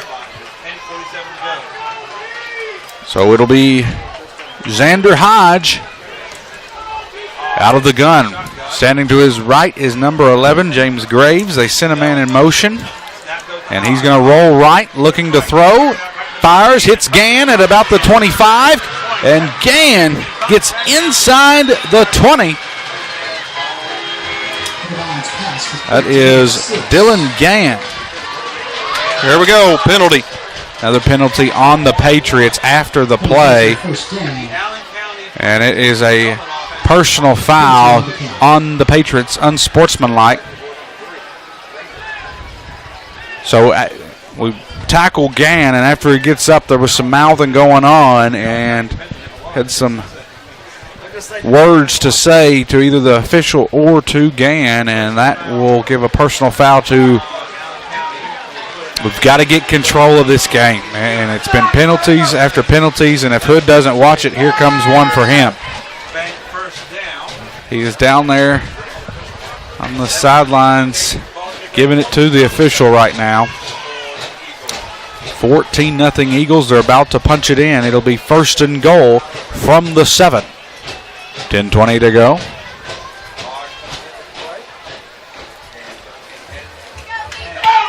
Patriots have it, or Eagles have it at the 6-yard line here. They're going to line up in the wing tee. Hodge gets under center. Patriots got to come up with a big goal line stand. Motion and handoff to Graves. And the tackle is made by a host of Patriots, but I believe cannot see these numbers. I believe that was Gavin Pettigo. Gavin Pettigo on the tackle. Tackled by a host of Patriots. Second and goal. Second and goal for Westmoreland. I'd say everybody knows who's about to get this carry. You ain't kidding. I bet you Braxton Cook gets the ball.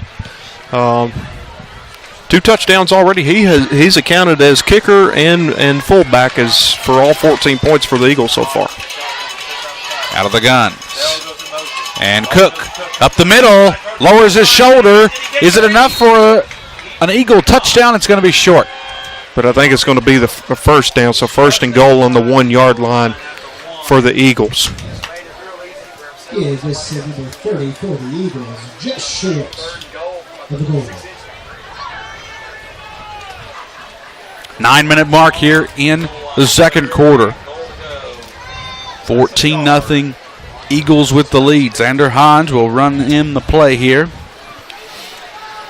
Coach Ryan Harris, second year for the Eagles. They went 6-6 last year before losing in the second round of the playoffs.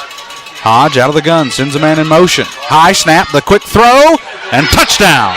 Pass is completed to Aiden Freeman, the freshman.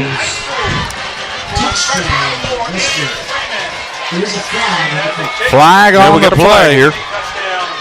Could be a holding call.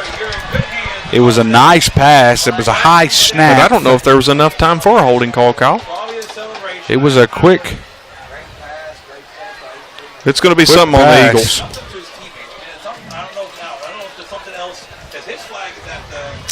Officials talking things over with Coach Brad Hood.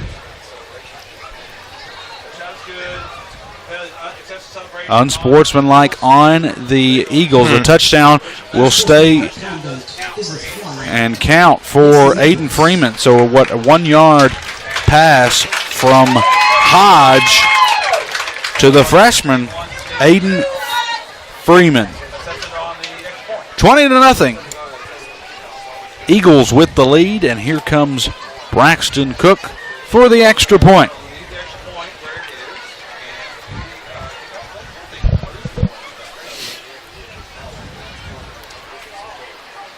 Kicking this field goal from the 10-yard line. Extra point is good. 21-0. Westmoreland with the lead over the Patriots here in the Cole Lumber Bowl at Allen County, Scottsville.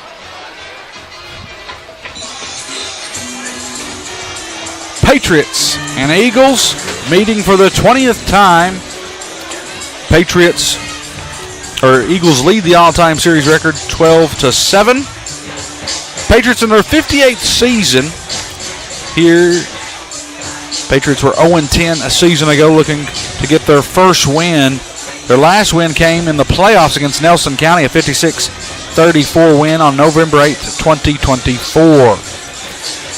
Patriot Sports shout-outs. Allen's Auto Sales at 1263 Franklin Road. Family owned and operated for over 40 years. Check out the large selection of pre-owned vehicles. Give Jimmy or Sally a call, 270-622-5559. Allen County Farm Bureau. No matter your insurance needs, stop by 360 Franklin Road and talk with Todd White, Glenn Jordan, or Brandon Wilson. Give them a call, 270-237-4011. And Big O's Antique Mall and Flea Market. Check them out. That's Patriot Sports Radio shout-outs. As thank you to Big O's Antique Mall for jumping on the sponsors, as located on 101 West Public Square, where you'll find new and gently used items and discounted prices. Open Monday through Friday, 10 a.m. to 8 p.m. and Saturday, 10 to 4. That's Big O's Antique Mall and Flea Market, located on the Scottsville Square. And thank you to our main sponsors. Studo Financial Services, Leachman Buick GMC, Allen County Farmers Service, Edmonton State Bank, Gary Forrest Honda, North Central Telephone Company, CPC Commodities, and the Medical Center at Scottsville. Thank you to all our sponsors. Kyle, looks like the penalty on the Eagles, unsportsmanlike there, is going to be assessed here on the kickoff. So Eagles kicking from their own 25-yard line here for the kickoff. Here's the kick from Cook, deep to Granger at about the 30. Granger goes right up the middle and going to be stopped at midfield at the 50. Maybe gets on the other side, maybe the 49, 48-yard line. Here comes the Patriot offense.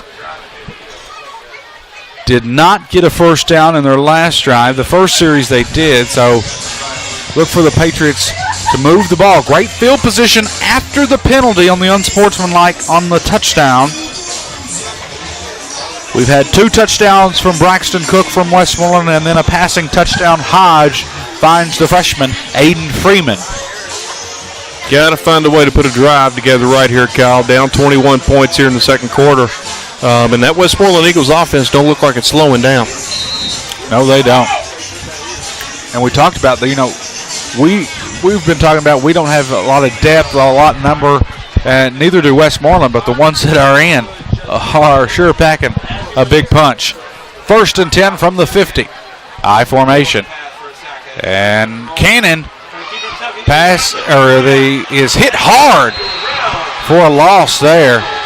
I'm not sure exactly what happened there. I think there was maybe some miscommunication. He looked like he was going to roll out, but then Aiden thought there might have been a handoff there, but the play was just kind of blown up, and it's going to be a loss of 1 on the play. 2nd and 11. Midfield, ball spotted on the 49-yard line, but Cannon did take a big hit there. We're going to have Adrian, and I don't know why I keep saying it. Andrew Middleton, receiver on the left side, on the right side. Cannot see that number. I formation. Garcia, the fullback, tailback is Aiden Granger. And we're going to go sweep. Granger breaks the tackle. Now still on his feet. He's got some room to run. He's at the 40. He's at the 30. The 20. 15-yard line. What a run from Aiden Granger. Never gives up on the play. He stood up at the line of scrimmage, Brantley, and then moves his feet, continues to move his feet, high steps, gets upfield, then gets some great blocks there from his offensive line, moves it all the way inside the 20. Yeah, what a run by Granger there. I think he broke 7-8 tackles right there. Just kept those feet moving. Powerful kid. You let him get that burst of speed, he can be going real quick. 7:17 left to go in the second quarter. Patriots in the red zone. 1st and 10 from the 15. That gives to Jeffrey Garcia. Garcia at the 10, the 5. He punches it in. Touchdown Patriots. Touchdown Patriots. Jeffrey Garcia. Give him 6. Nobody more deserving than Garcia. We talked about he's been working hard, lifting all summer long, and Garcia gets a 15-yard rushing touchdown and gives the Patriots their first score of the season for the 2026 season. Jeffrey Garcia. Yeah, so proud of that kid, man. He works hard. He's had some knee issues here preseason and has worked through it and has been in the training room doing therapy for those knees just to play football. And proud of him, man. Great kid.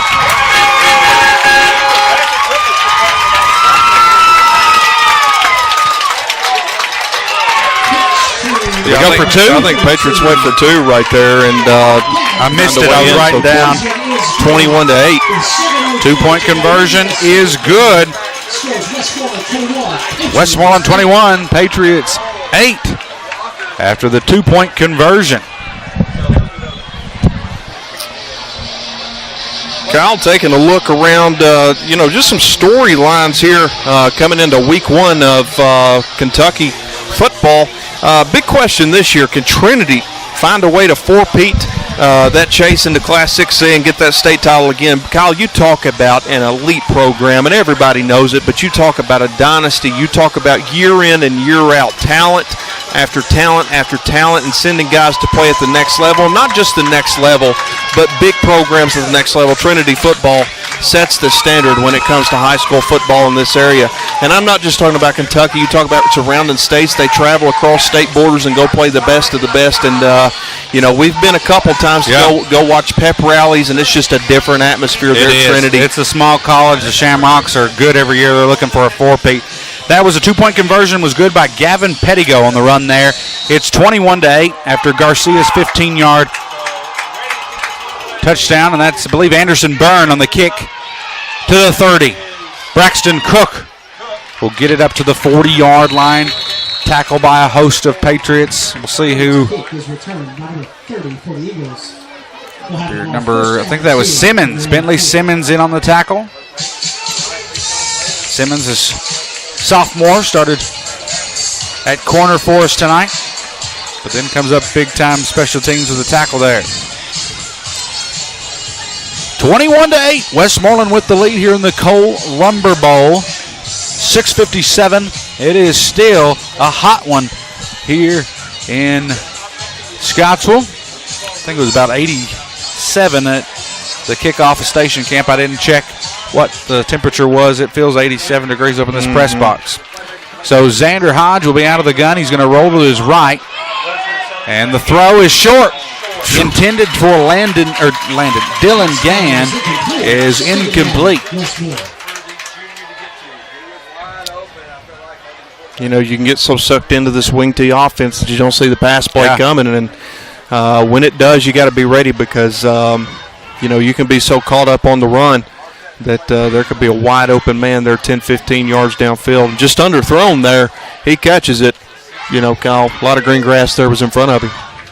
2nd and 10 from the 40. On that left hash, Hodge will be out of the gun. Sends a man in motion. Fakes the handoff. Now Gann's got it. Breaks a tackle. And Bentley Simmons, corner, comes over and makes the big tackle, the sophomore. And good thing Simmons was there to make the tackle. If it wasn't for Simmons, he would have took it to the house. Talk about a burst of speed that these backs have for Westmoreland.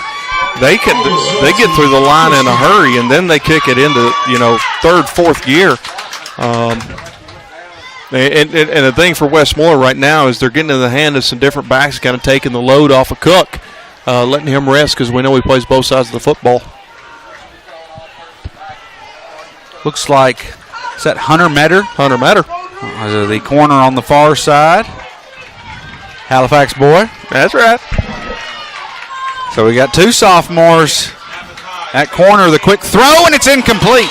The intended receiver was Aiden Freeman. Kind of a slant route over the middle. Quick throw by Hodge, and just gets through the hands of Freeman. And will bring up 2nd and 10. 6:20 left to go in the second quarter.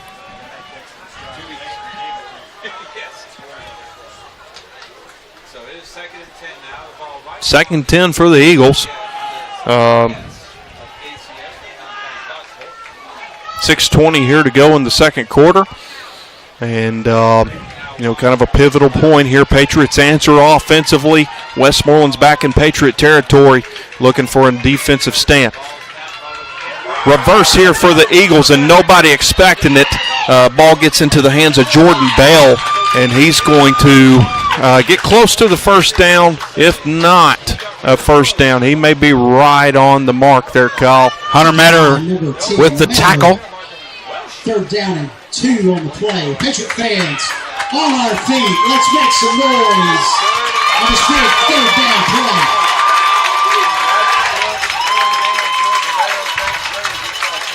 Third and 2, a big 3rd down. Out of the gun for Westmoreland. Cook standing to Hodges' right. Here's the there fakes the handoff, and he will get the first down. Tackle is made by Bentley Simmons.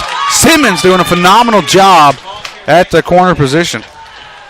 I thought we had a defensive lineman almost get to him, but just didn't have that speed. Hodge. He done a really good job of holding that play, you almost called a play action, but it's just a fake run there, fake handoff, and he just kind of held on to it long enough for our defensive end to bite on that running back, and then that leaves him that open alley there off the right side. So 1st and 10 here for the Eagles. Ball's going to be spotted on the Patriots' 28-yard line. 5 minutes to go. Got to keep the Eagles out of the end zone here, because after halftime, the ball's going to be back in the Eagles' hands. You're exactly right. And now a timeout. Westmoreland. We'll take a timeout as well. You're listening to WVLE 99.3. This is Patriot Sports Radio. WVLE 99.3. We'll be back after this 2-minute break.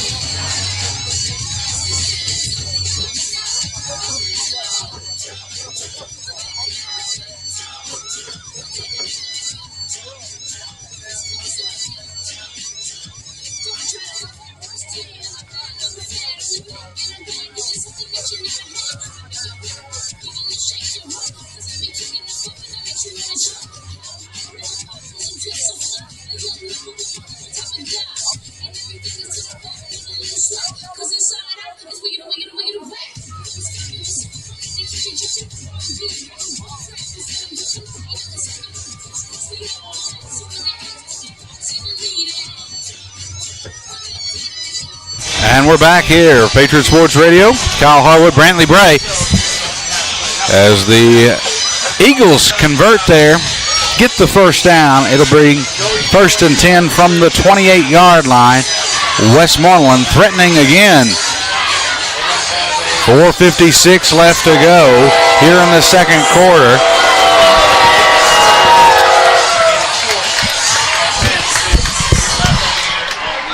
As Hodge, empty backfield. I guess you've got the wings, Gann and Cook. Cook goes in motion to the left side. Now they're going to go to the left side, and Hodge will keep it. And he'll take it all the way. Touchdown, Westmoreland. Nobody able to stop Hodge there.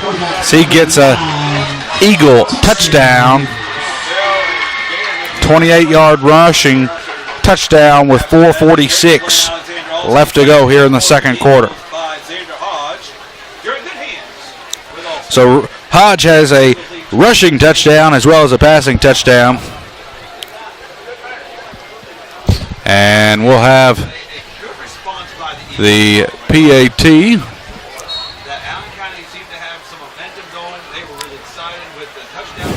27-8. He's got to that outside in a burst of speed. They've been perfect tonight. The kick is up, and it's good. 28-8. Westmoreland with the lead over the Patriots.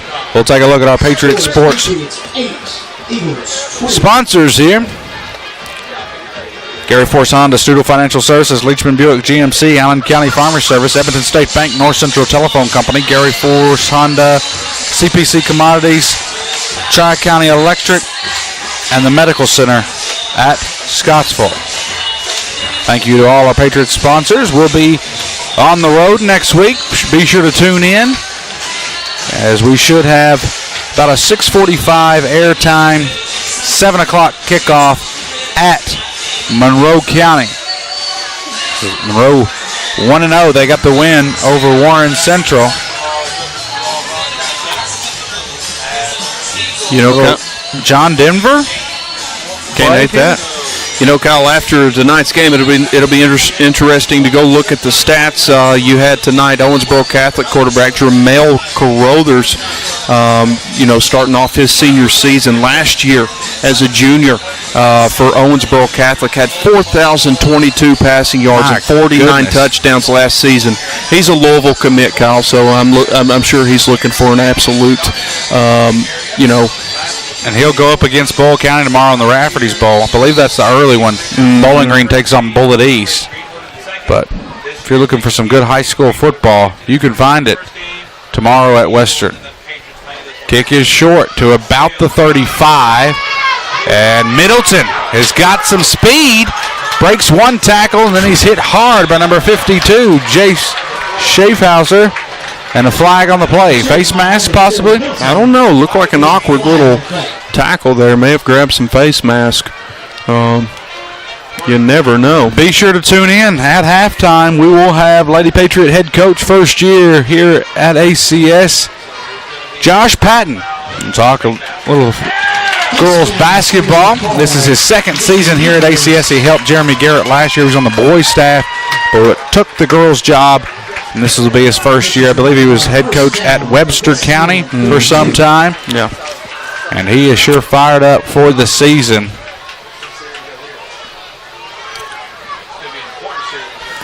So after the penalty, it'll bring up 1st and 10. Ball spotted at the 42. I formation. Garcia at fullback. Tailback is Rodney.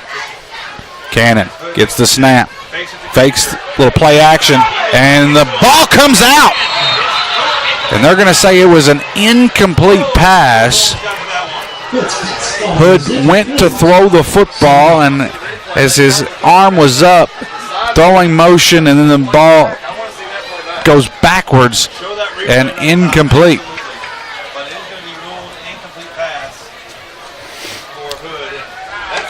You know, another top player, and we're not just talking about in the state of Kentucky. We're talking, we're talking nationally. You got Emmett Queen at Beechwood. Yes, very talented quarterback. Wake Forest. Wake Forest commit, had 39 touchdowns last year, only 2 interceptions. Wow, Beechwood always tough. Northern Kentucky football team. 2nd and 10 from the 42. Hood. The give is to Granger. Granger meets the linebacker. And a nice gain there from Aiden Granger. Talked about Emmett Queen there. You can tell who his top target is. Tyler Freeman there at Beechwood last year had 1,300 receiving yards and 23 touchdowns. And we got to see him play at the baseball state tournament. Kid can play some baseball. It's going to be an unsportsmanlike on the Patriots after the play. Got to get control of the penalties.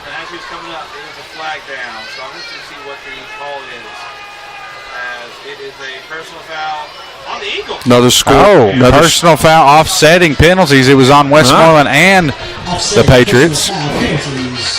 Another score from around the state. North Laurel 42, Perry County Central 7.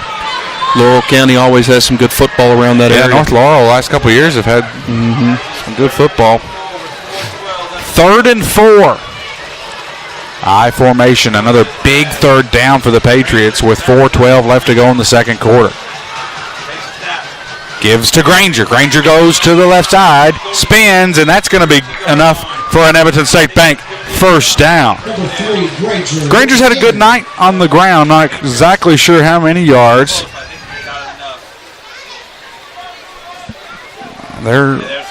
Yep, Evanston State Bank first down. I thought they was going to have an official measurement, but the results remove the chains. I don't think you get in any hurry here. You're under 4 minutes. You take your time. We've got Max Drummond on the offensive line now. He's played on both sides of the ball. Definitely don't want to give him the ball back. No, you do not. And they're getting the ball in the second half. Cannon under center. He gives the fullback to Garcia, and he is hit hard there by number 55, Braylon Huffines. So loss of 2 on the play.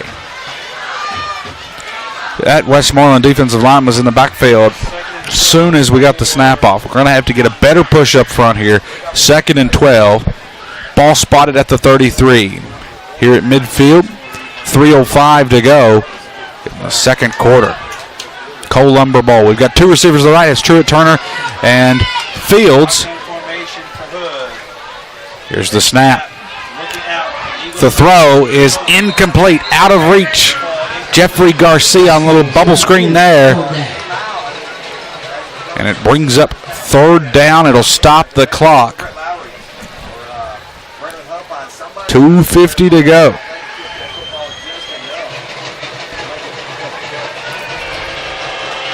And if you don't get this first down here, you got to go for it.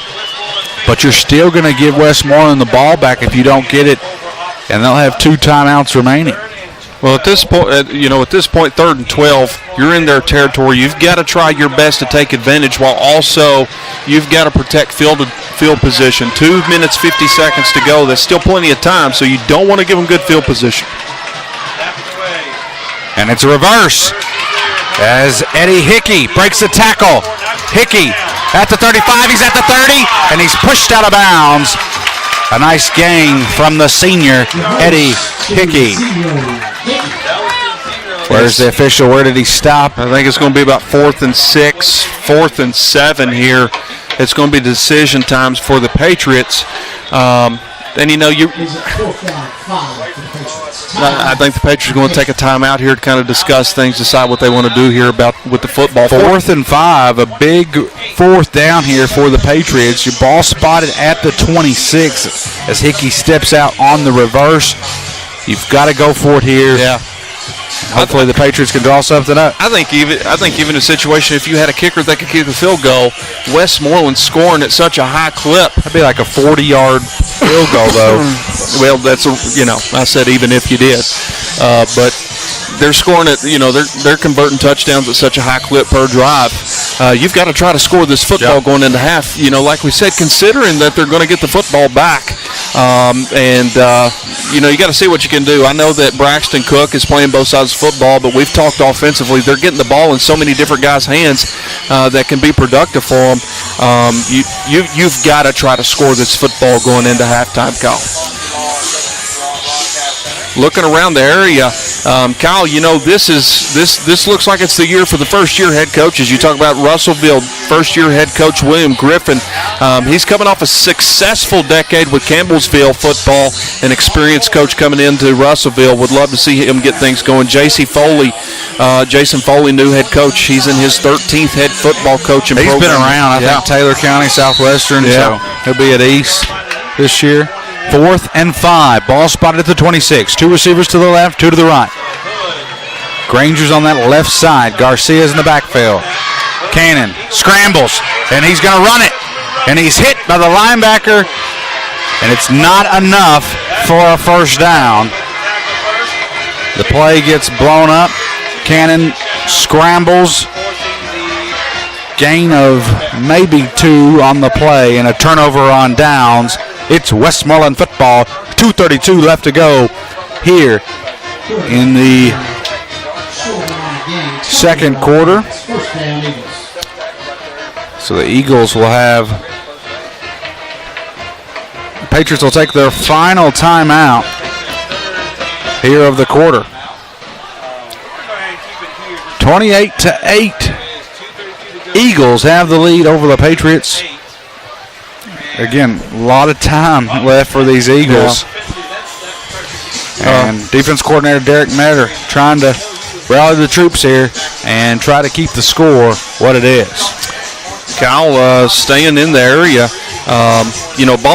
Bowling Green Purples last year had their first losing season since the year of 2002, and that's after state titles 2023-24. So that just in that area and in our state, that's how quickly a program can change around. But with that being said, it still speaks volumes for them to still come into this season with enough talent within to still be ranked preseason number 25. I think they're going to be much improved this year. Yeah. They had a freshman quarterback last year. He's getting several Division I looks. You got to look at, they had a tough schedule. I look for Bowling Green to be possibly win that district again. Look, South Warren's in 6A now. So, and we saw Greenwood tonight. They're not as tough as they usually are. So I think Bowling Green will probably be district champs. And that's Bullitt East tomorrow at WKU. Yep. I think a 7:30 start right for Bowling Green. So get your first look at Anthony Davis, the sophomore quarterback, trying to rewrite that script. 2:32 left to go in the second quarter. Hodge fakes the handoff, rolls to the right side. And the tackle's made by Bentley Simmons.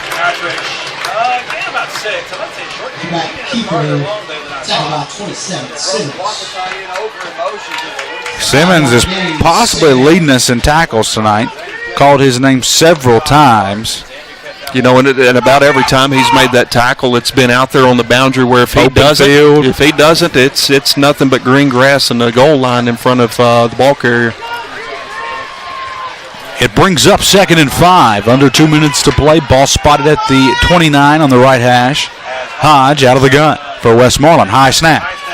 The quick throw over to Gann on the slant route, and Aiden Granger as well as Hunter Metter with the tackle.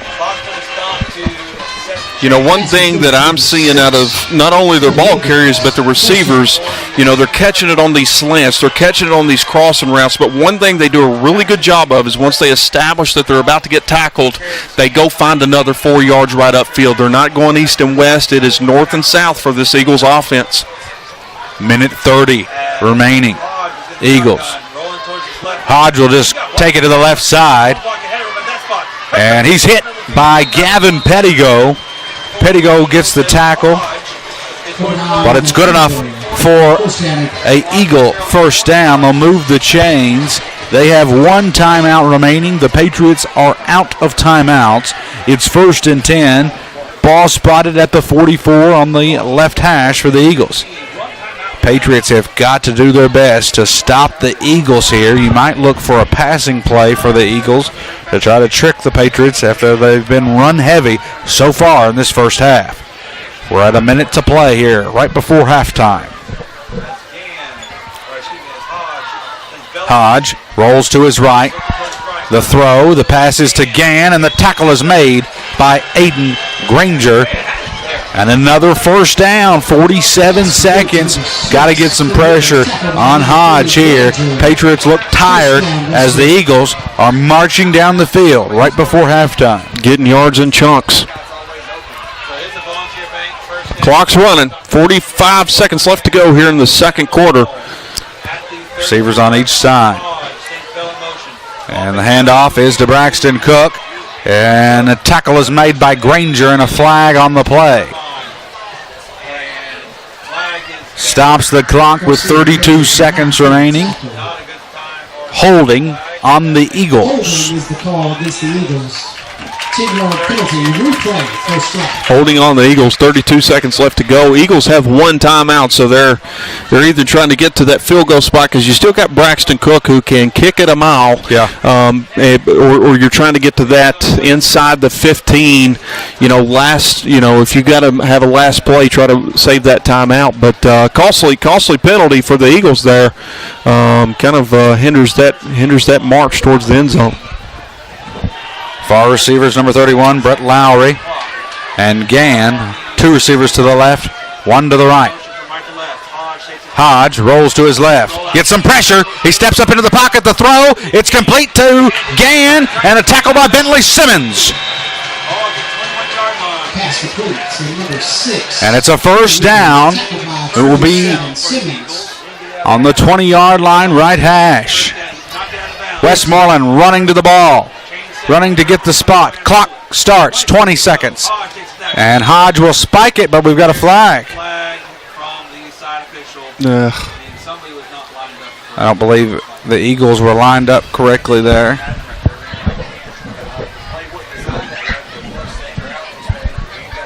Officials. Umpire talking it over with Coach Hood here. Yeah, it's going to be a false start. You're still going to have to line it up here. You're going to have to be ready to snap it because I think that clock's going to roll, Kyle. 17 seconds. It's 1st and 15. Ball spotted on the 26-yard line, and they're going to go ahead and take that timeout.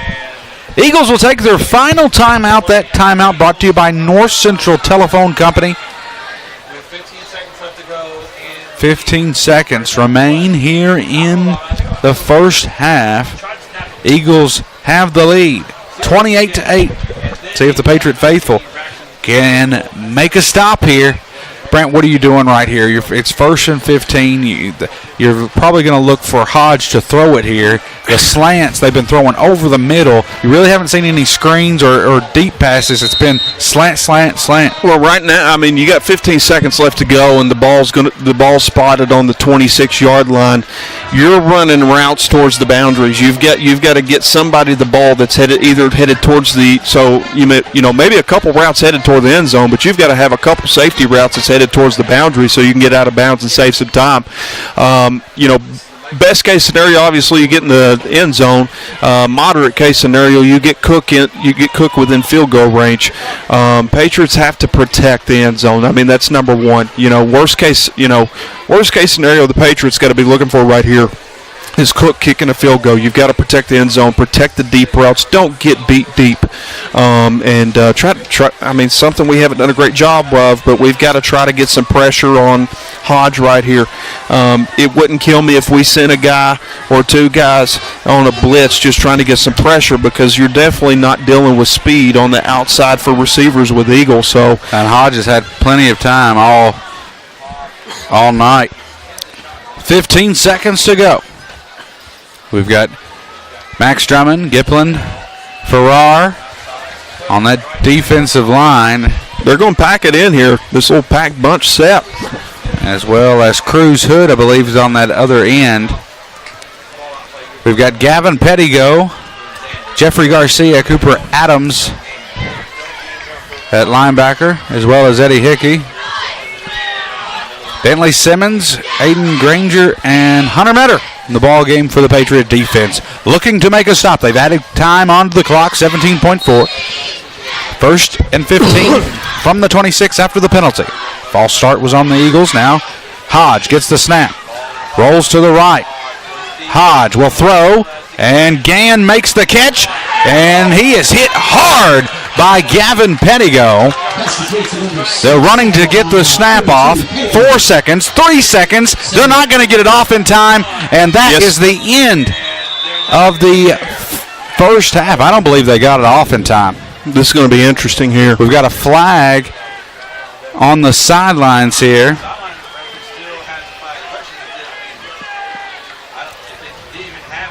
I don't think there's any way they got that off unless they... If it's false start, you can decline it. And then that would be the end of the first half, I believe.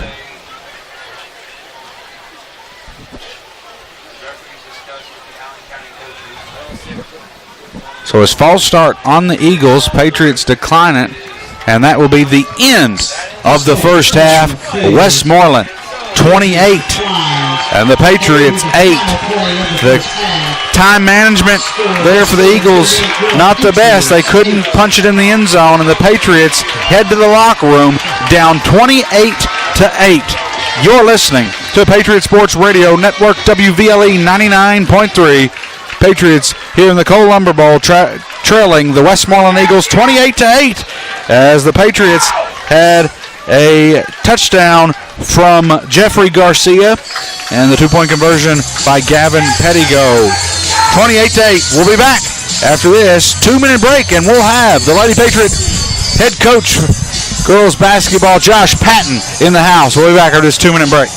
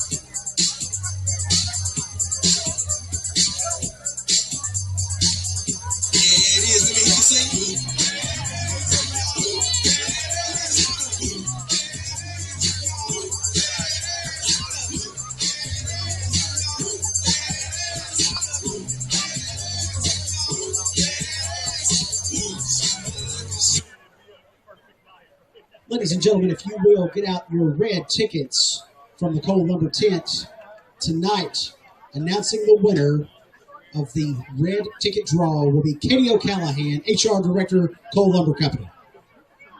All right, thank you all for joining us tonight for the Cole Lumber Bowl. We've been so excited to be with you all here tonight and support these athletes.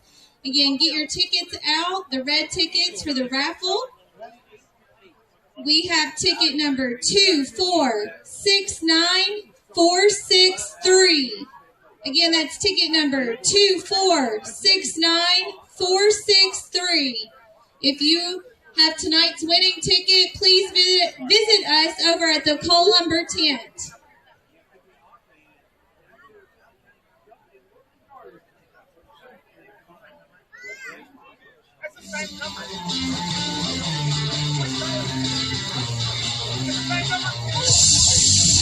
And we're live here at Patriot Field at the Cole Lumber Bowl. Patriots trail the Eagles 28-8. I'm now joined in by the Lady Patriot basketball head coach, Josh Patton. Coach, glad to have you on the air. Talk a little basketball. I know it's the first football game, but I know that you are fired up for the Lady Patriots season to start. I think coming up December. But talk about getting hired here. I know you were on staff with the boys last year, and we were glad to have you there. And I think it was an excellent hire, and I'm glad that you'll be taking the leadership of these Lady Patriots. Yeah, man, I'm excited, to be the coach of the Lady Patriot. I know it's a rich tradition of a program, and, I'm blessed to be the leader of them. The girls, they work hard, they're a coachable group, and they're fun to be around, so I'm excited for the season. Talk about this summer. I know you played a lot of games. You traveled a little bit everywhere, but talk about how the summer went. Man, summer was fine. I think we played up to 20 games. We had some bumps in the road. Summer was kind of up and down, but the main thing with the inexperienced team coming in for me, the first thing was building a relationship with the kids and putting that confidence in them that you can play. The team that we got, none of them really outside of KB has experienced at varsity, so I was like, the only way that they're going to get confidence is by playing. So yeah. I put them out there in the fire. We went out and played, and the last 2 weeks of summer, I think we really turned a good corner. We were competing. I know we went down to team camp, and out of those 7 games, 6 of them were one-possession ball games. So we're getting better, man. We're taking it day by day, and we just got to keep building this thing brick by brick. I think you're right. I mean, the girls won over 20 games last year, but we lost some to graduation or transfer. But I think this is a good group. I think they're going to play hard for you, and you're right. You just got to throw them into the fire and get their feet wet and let's go after it. So I think this is a good group. Talk about some of the players that are going to be a big impact for you. Man, one girl that I'm really excited about this year is Kinsley Byrne. KB is our leader. Yeah. I had a conversation with her earlier this summer, and I just let her know, like, KB, we're going to go as you go. You're the engine to what we're trying to do, and you can't have a bad night. If you have a bad night, we're going to have a bad night. So I put a little pressure on her, but KB, she's stepped up this summer and was that leader, and she was that coach on the floor. One piece that I'm super excited about that we were able to get back, and some Lady Patriot fans may know of Brooklyn Oliver. Brooklyn didn't play last year, but she's came back this year, and man, she has been a tremendous help for us. The season that I think she can have, I think she can be a double-double threat. She rebounds the ball exceptional well. She has good touch around the rim. And then we got, I think I found me a hit in the gym in an 8th grader, Carly Grimes. She's a workhorse, man. She came in the gym this week, putting the time in. So we got a good group. McKenna Law, so we got a solid core, man. And I think that we'll be better than what a lot of people think.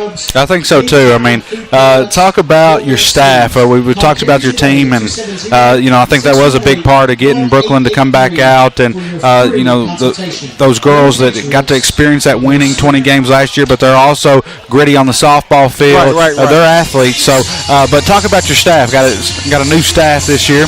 I do, man, and coming and taking the position, that was one thing that I was worried about was, me being new in Scottsville, was I going to be able to assemble a good staff? Yep. And, I was able to do that.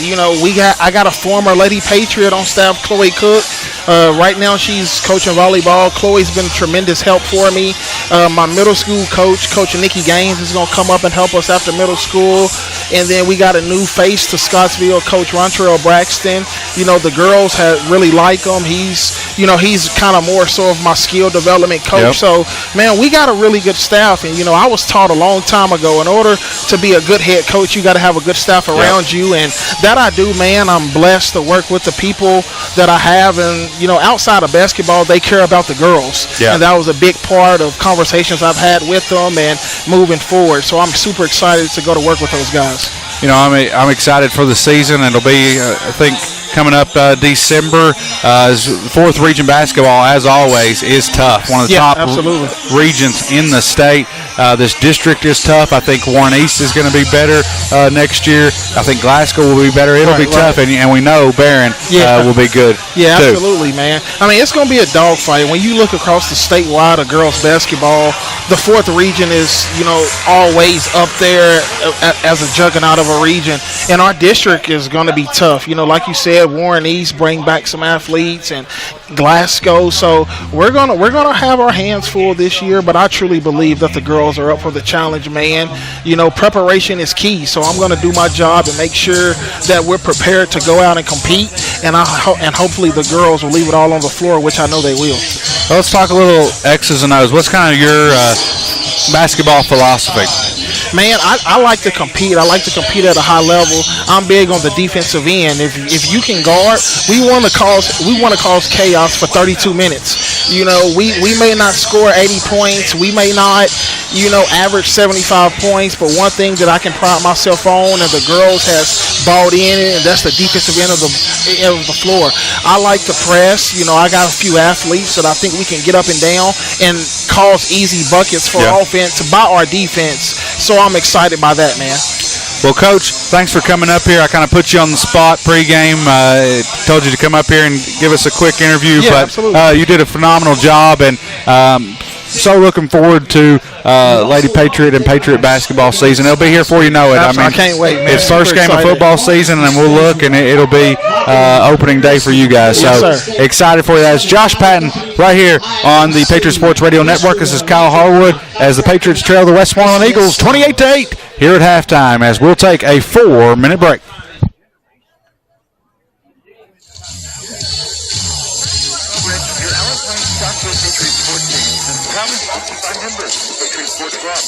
Insurance supporting businesses like they support Patriot Sports. Members include Young Electric Heating and Cooling.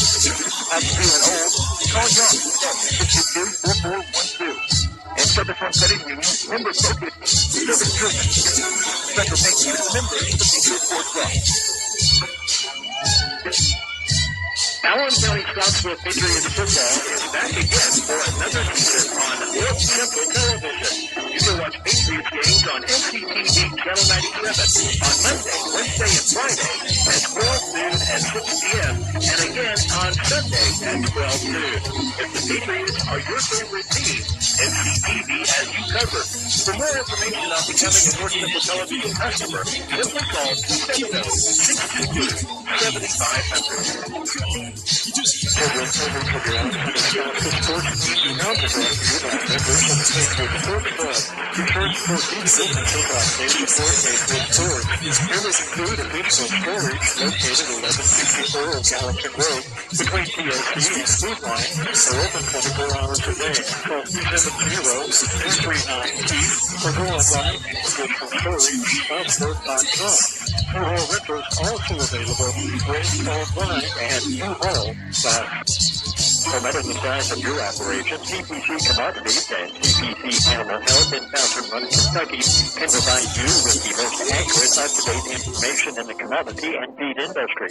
Rooted in a family farm, CPC can supply your needs at competitive prices along with unrivaled service, no matter the size of your operation. Give them a call at 888-618-6455 and see why they say our products are proven on our farm and made for yours. That's CPC Commodities and CPC Animal Health. Hi, I'm Ron Street of Street Financial. We're currently experiencing record-setting sales with over $35 million this year already, and it just got a whole lot better. Our primary carrier just raised their 10-year product bonus to 22% and the 15-year product bonus to an unbelievable 27%. Call Cedars today at 270-438-2611 or visit online at studlefinancial.com. The 2025-26 season of Patriot Sports is here, and it's live on 99.3 WBLE. Join all of the action of Patriot Sports with Kyle Harwood. Patriot Sports will commence by Student Financial Services and brought to you by Allen County Farmer Service, Central Telephone Cooperative, Tri-County EFC, Excellent State Bank, CPC Commodities, and CPC Animal Health, the Medical Center at Scottsville, and members of the Patriot Sports Club. ACS Patriot Sports, financed by Student Financial Services on 99.3 WBLE. Tri-County Electric offers the Energy Right Home Evaluation Program to provide our member owners with information on ways to lower energy use and save money. This do-it-yourself audit allows you to answer questions specific to your home. Once the questionnaire is received, a customized report will be prepared for your home that will identify the major energy users and provide information on how you can become more energy efficient. Best of all, the program is free. Contact your local Tri-County Electric office for more information on the Energy Right Home Evaluation Program. Tri-County Electric, owned and operated by those they serve. Allen County Farmer Service will hold their 77th anniversary annual meeting on one-day sale Friday, September 4th. Winter meeting begins at 10, lunch at 11, and the business meeting at 12:30, and several factory representatives will be on hand. And be sure to check out the savings for all back feed and tubs for $50 off per ton. Ladies and gentlemen, this announcement from the parking lot. We have a Ford Ranger license plate 6554G8 with your lights on in the parking lot. Master Gas Grill. If you want County Farmer Service, 77th Street and 1 day sale Friday, September 4th.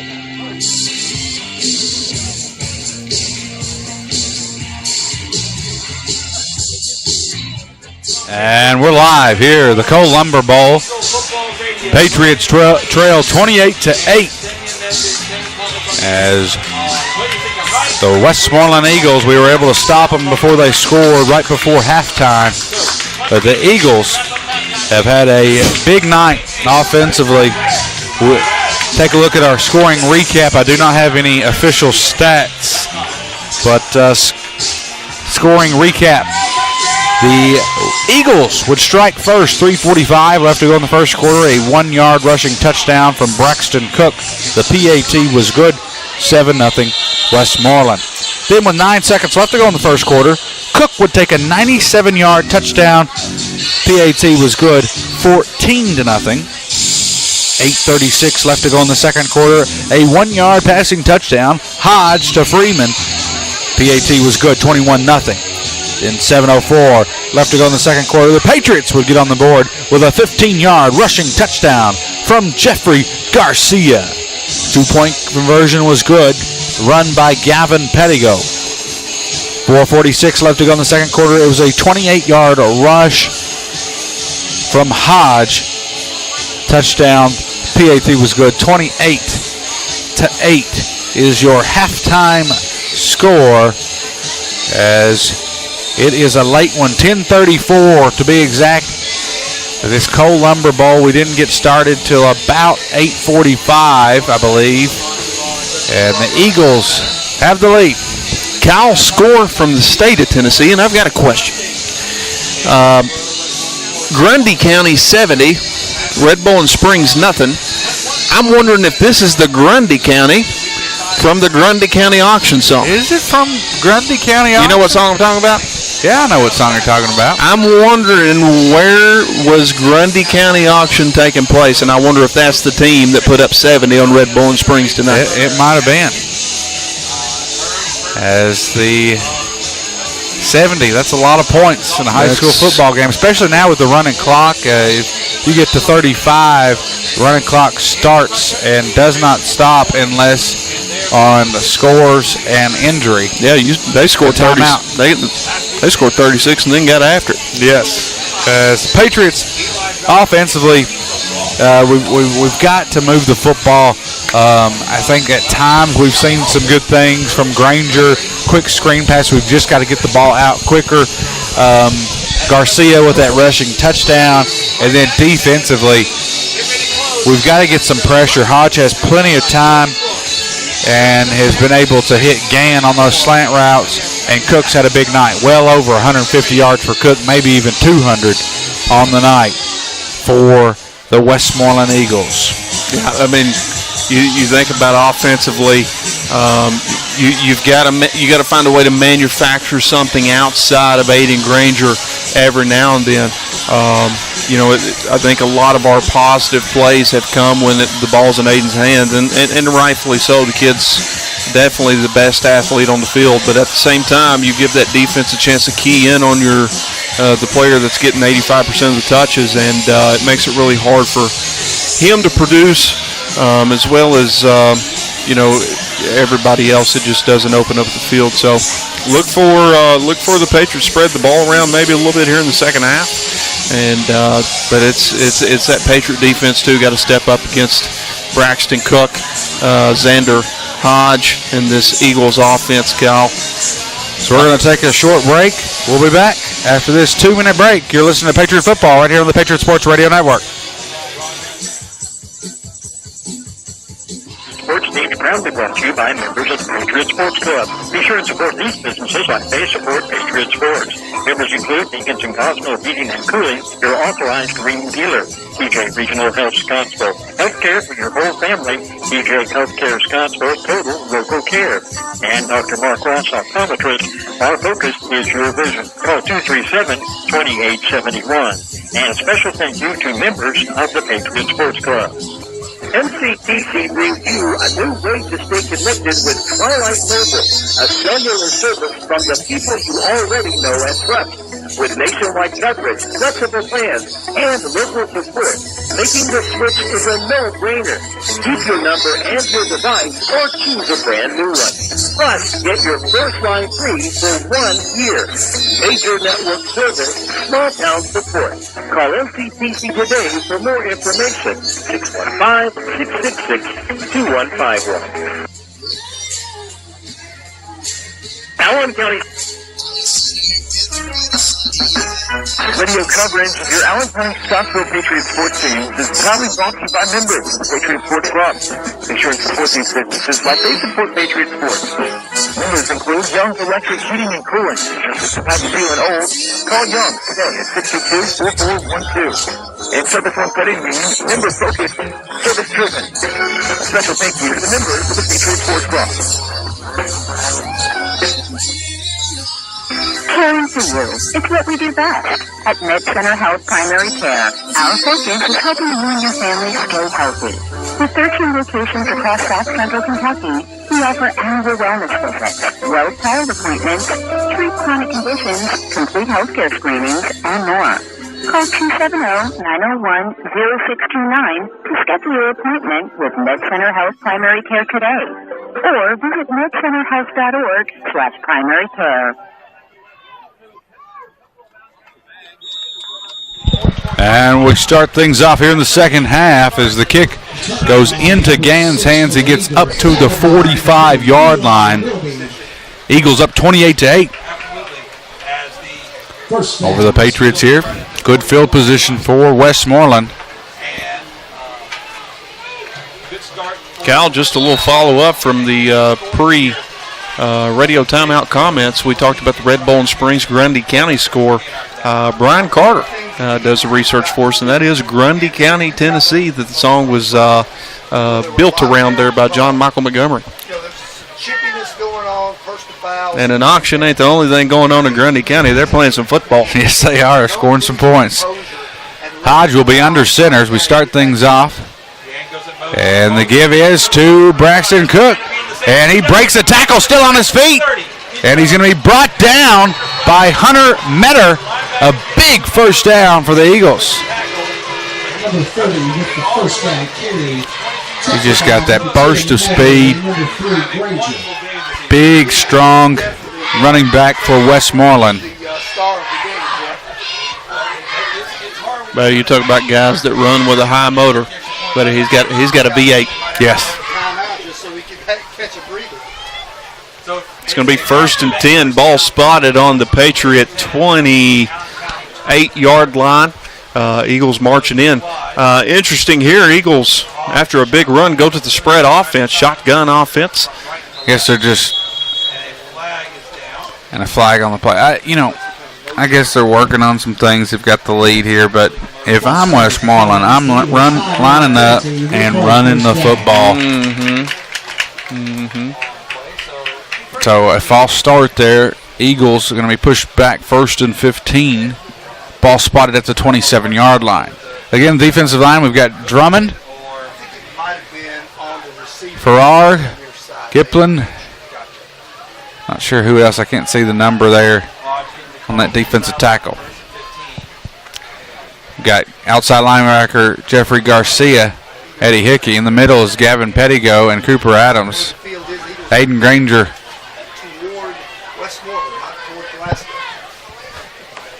At corner. And the run by Hodge. He's hit, and the tackle is made by Hunter Metter. Called his name several times tonight. Hunter stepped up in a big way, makes the big open field tackle. Old boy's got a little Halifax in him. He does. 2nd and 12. 10:15 to go. Here in the 3rd. Hodge will be out of the gun. Gann standing to his right side. 2 wings. Now they send a man in motion. Fake to Freeman. Now to Gann. Gann up the middle. Breaks a tackle. And he's met by Hunter Metter with another tackle. But good enough for a first down. It'll be 1st and goal for the Eagles, I believe. If not, no, ball on the 11. Clock continues to run down here on this late night here in Scottsville.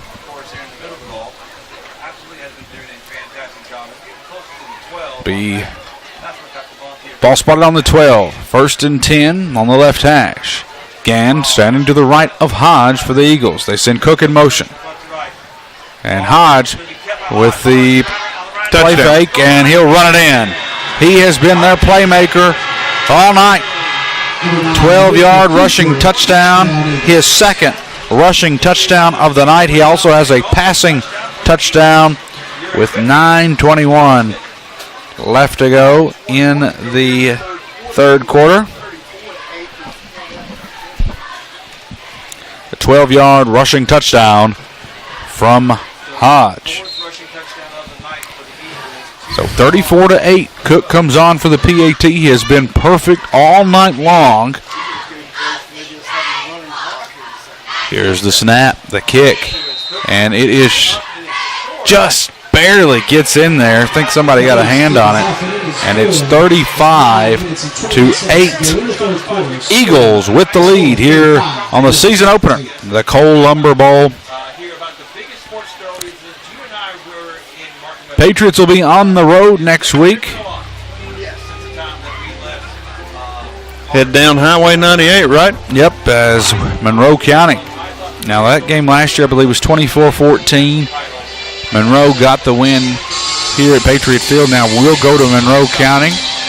Tough environment. I believe it's Hall of Fame night. Place will be packed, ready to go. I'm sure. I'd like to see Monroe County's Hall of Fame. I'm sure there's some great athletes in that. Good names in there, Kyle. Boys and girls there, and I've had some great athletes come through Monroe County. Coach Pettit got the Glasgow transfer quarterback, England, I believe, will be under center over there. And Caden Geralds will be a big factor for them. They got the win over Warren Central. Patriots will be back at home September 4th. Warren Central comes to town. It's going to be Aiden Granger back deep to receive the kick, standing on near the 22. They have not kicked it deep all night. We were able to get it to him on that handoff. Hickey ran it over to him one time, took it all the way to the house, but then there was a holding call. So a high kick, and the Patriots going to be brought down near the 40-yard line as Andrew Middleton was the returner there. Cal, a little bit more, information about football around our area. Some really talented players around here. You got senior quarterback at South Warren, Kendon Page, returning this year after nearly 2,500 passing yards last year. Had 24 touchdowns and eight interceptions in his first go at leading that South Warren offense and taking them to that state championship. He's got several offers. I think Eastern's in there. I think Toledo's in there. Yeah. I think he really likes Toledo, and obviously as the season goes on this year, probably going to be more offers. Toledo's had some good teams for him, Mac, the last couple of years. Yeah, he's a talented player over there at South Warren. South Warren going to be one of the top teams in the state all year long. Gives to Granger. Granger met by the Eagles. We'll wrap him up in the backfield for a loss. Eddie Hickey comes into the ball game, as well as number 2, Caden Smith. So 2nd and 14, 8:50 to go here in the third quarter of play. And folks, we're late tonight. As 8:43 left to go in the third quarter, 35-8. Eagles with the lead here in the Cole Lumber Bowl. Cannon gets the snap. Throw over the middle, and the pass is completed to Caden Smith. Smith is a junior. That ball had something on it. Cannon fires it over the middle for an Edmonton State Bank first down. Hunter Metter comes in as Smith hobbles off there. Always got to check for cramps early on when it gets so hot. It's been muggy here tonight. 1st and 10, ball spotted at the 49-yard line.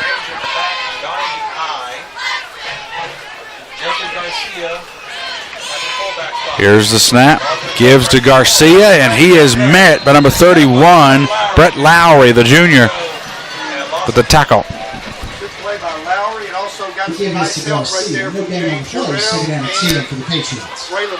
No gain.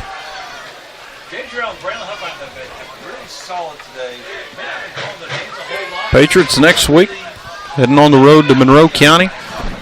Week 3, going to see Warren Central, and then week 4 you start that tough stretch where you go Glasgow, Logan County, and then Paducah Tillman. Yeah, it's a buzzsaw right there of your schedule.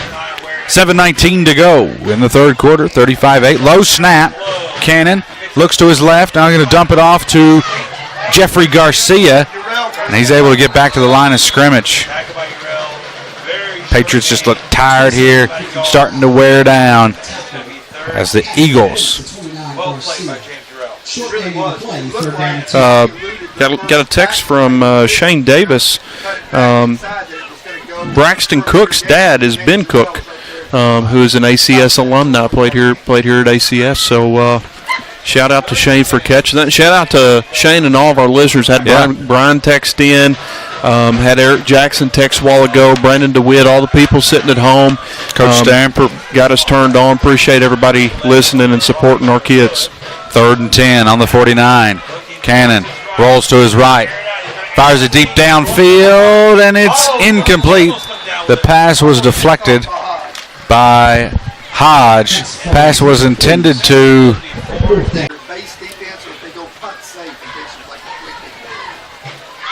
Got Cannon out of the gun. Garcia is to his right. Granger on the left side. Truitt on the far right side. Quick throw, and it's incomplete. And it'll be a turnover on downs. Eagles will take over midfield. 6:16 left to go.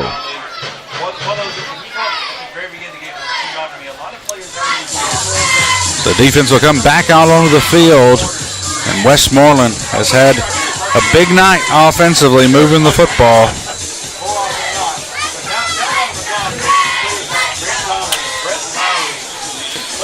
Looking at more football around our area, you know, Kyle, we got Glasgow week 4, and they definitely have a quarterback that can cause some problems for defense. If you got Landon Holly, he's a senior 4-star recruit. He's got Virginia Tech talking to him, Florida State, Florida. Definitely going to be fun to watch. Quick throw, and it's incomplete. The pass was broken up by Caden Smith. Pass was intended number 88, Jameson. So Smith on the defensive side of the ball, seen him a lot on offense. Now he's going to get some work at corner here. We've got Cruz, Hood, as well as number 23, Camden Peelman on that defensive line. Max Drummond. 2nd and 10. Ball spotted at the 49 for the Eagles. The give is to Cook. And Cook going to be brought down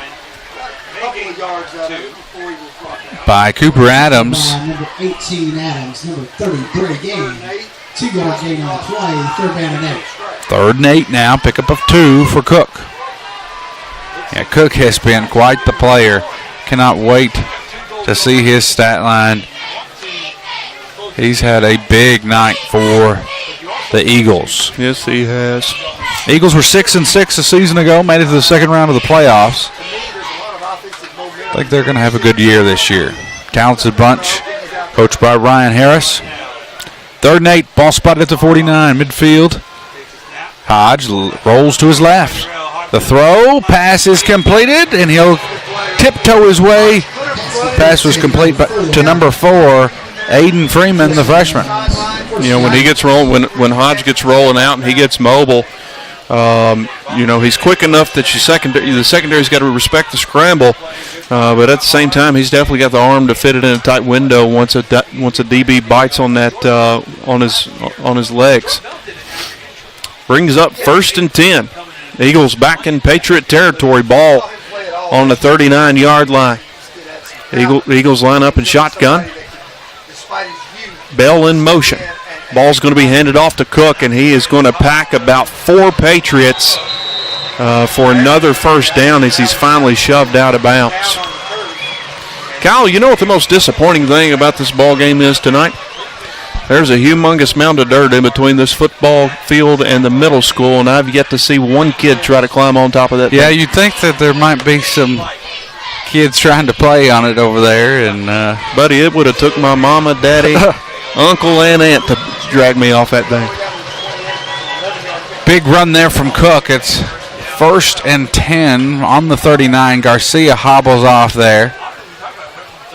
Andy Vickery, our great trainer, going to take a look at him. Hodge out of the gun. Sends a man in motion. Sends another man. Jet sweep. And there's going to be a flag on the play. Well, Laundry. Short gain on play, tackled by Coastal Patriots. There he is. Flag on the field. So you talk about that district being so tough with Paducah, Tillman, and as well as Logan County. Looking at the top 10 in Class 4A. Yep, this poll had Paducah 7, Logan County 8. 4A is the toughest class. You got Boyle County's number 1, Corbin's number 2, Highlands 3, Johnson Central 4, Covcath 5 in this poll, Franklin County 6. After Franklin got beat by Scott like that tonight, that'll change up. Bowling Green was rated 6th in 5A in this poll. Barron County 10th. Barron, we've got them on the schedule. 4:28 left to go. 1st and 20 after the holding penalty. And the fumble, the snap. Ball is loose. Not sure who recovered it. Fumble on the snap. Recovered by number 30 for the Eagles. Cook recovers the fumble.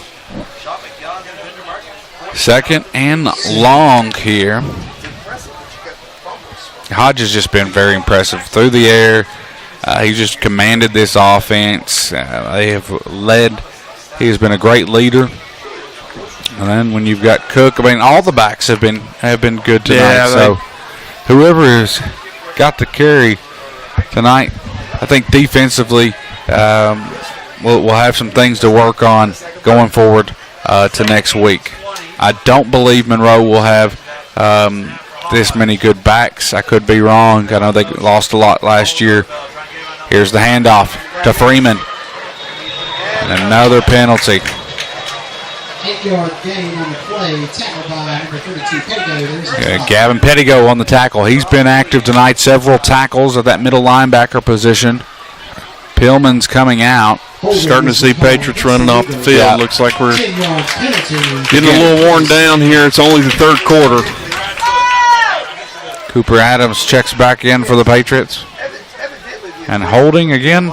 Yep, going to be 2nd and 31E. It is 2nd and long here. Pettigo hobbles off there. Yeah, Kyle, I'm not sure if a Tesla can drive this distance. Yeah, I don't know. They went 97 yards earlier with Cook. You'd at least have to charge it up before you get there. 2nd and long. Xander Hodge out of the gun. And a false start on the Eagles. Kyle got Will Stein entering his first year at Kentucky, head football coach. Obviously got plenty of experience as he comes away from Oregon as offensive coordinator. What are you looking for Will Stein in the first year with Kentucky football? I love the hire. I mean, I was a Stoops guy, but it was time, and I think he's going to bring a lot of energy, and he's going to bring an exciting offense of throwing the football. Yeah. We're not going to see 3 yards in a cloud of dust every time, but I don't believe this is going to be the year. I think we're going to struggle. I'm looking for 4, maybe 5 wins. You got Kenny Minchie coming into you from. I think he's going to be good. We're struggling. Running backs are hurt this season. Maybe they can get healthy. And a little reverse. Freeman with a burst of speed cuts it outside, and it's going to be brought down near the 30. But yeah, I look for maybe 4 or 5 wins for the Wildcats this year. What about your Vols? Vols coming into the season, kind of after a disappointing season last time. Did they get a preseason ranking? Are they in the top 25? Ranked number 20 preseason. Looking at a big quarterback battle right now between George McIntyre. Obviously, he's had a year in the program, so he kind of knows the offense. But then you got 5-star Faison Bradley, who's an unbelievable athlete. I think his ceiling's a lot higher than McIntyre, but it's hard to beat out that 1 year of 1 year of experience seeing SEC football and how it's played. But I think the Vols have a good chance to have a high-powered offense as usual. It's just going to depend on that defense. Here is Freeman on the sweep and brought down by number 2, Caden Smith.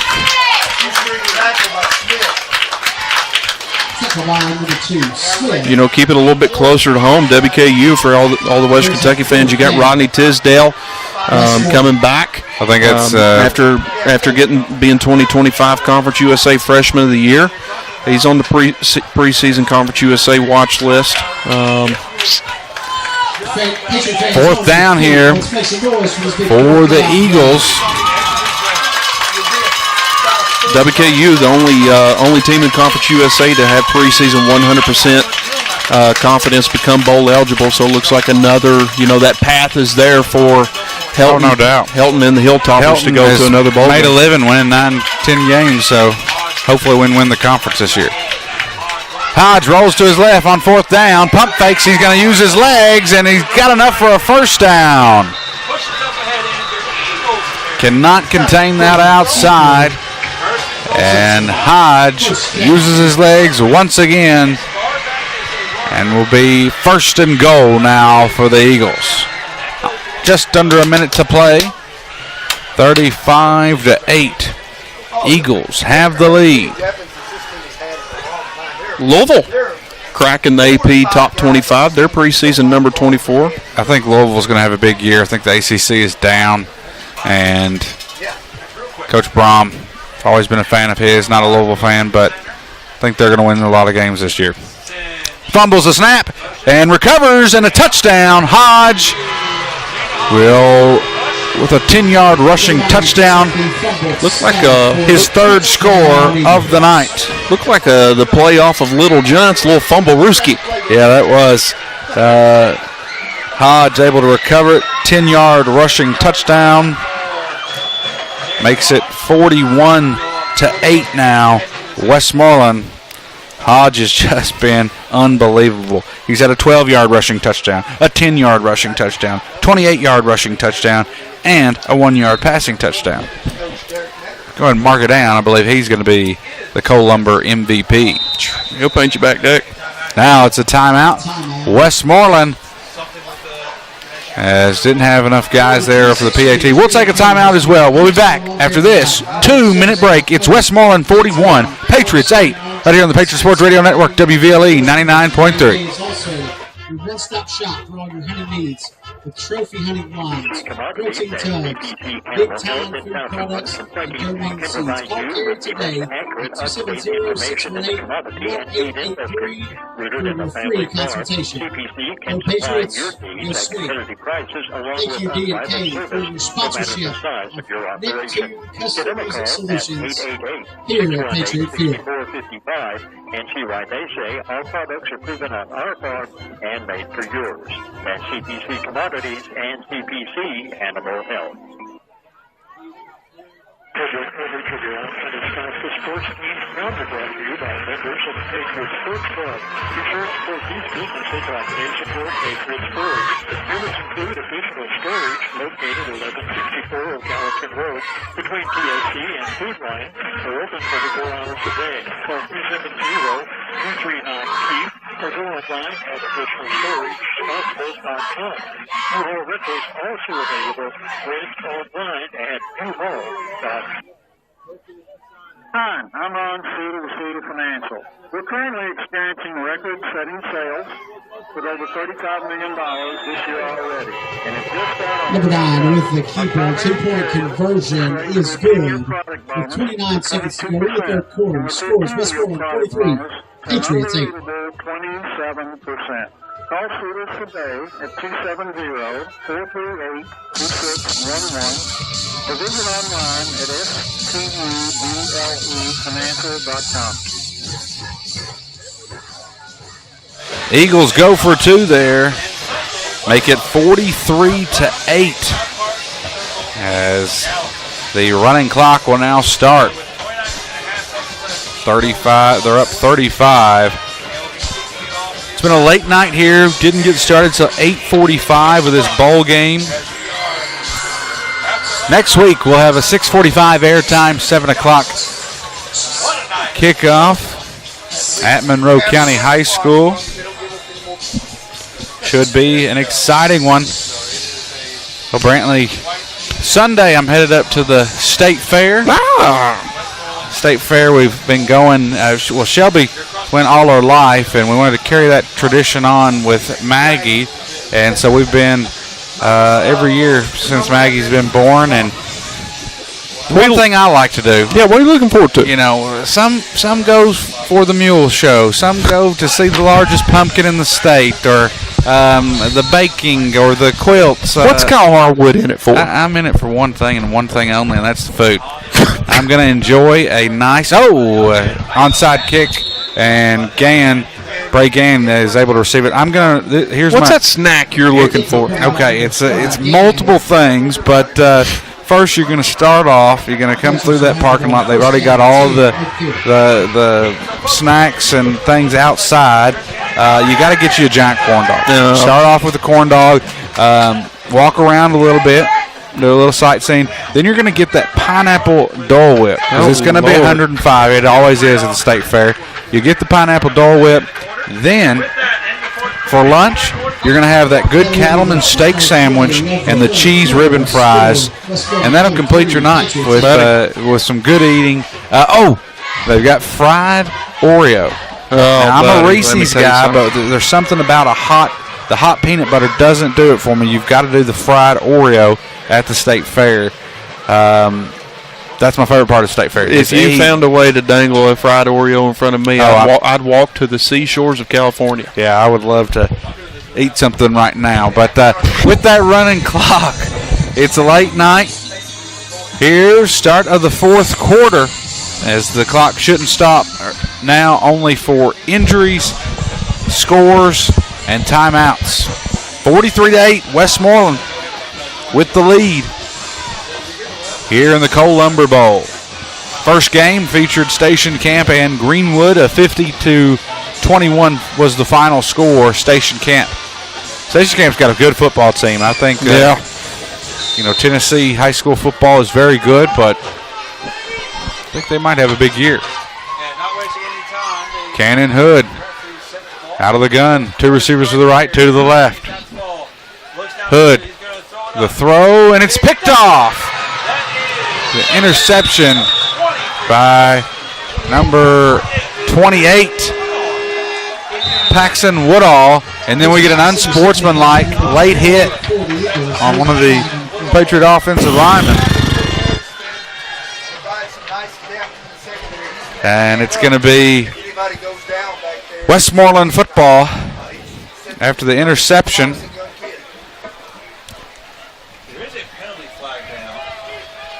Now, does the run clock stay on through penalty? Yes. The only time the clock will stop. Even change of possession? Yeah, the only time is injury,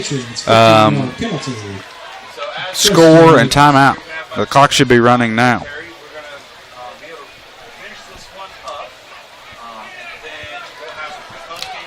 Well, it's not running. Officials should signal. Oh, it's going to be up 1st and 10 now for the Eagles.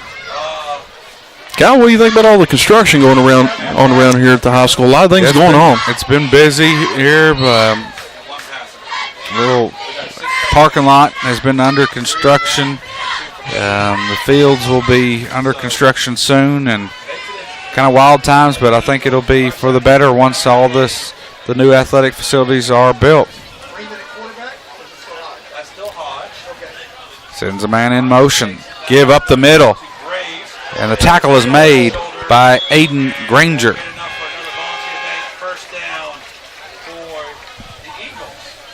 You got to start thinking about getting some of those younger guys in. As we're kind of beat up right here.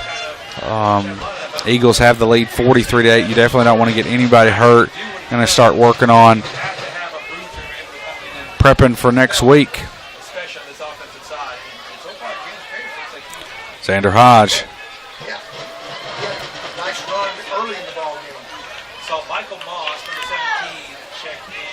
Very impressed with with Westmoreland. Again, not many in number, but the guys have played both ways. They've been in shape, ready to go. You haven't seen, they haven't had any injuries, and they've been very physical.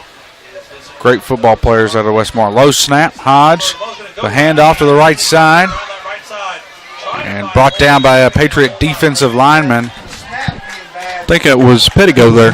Or actually, yeah, Pettigo, linebacker. 10 minutes left to go here in the ball game. 43-8. 2nd and 12 for the Eagles.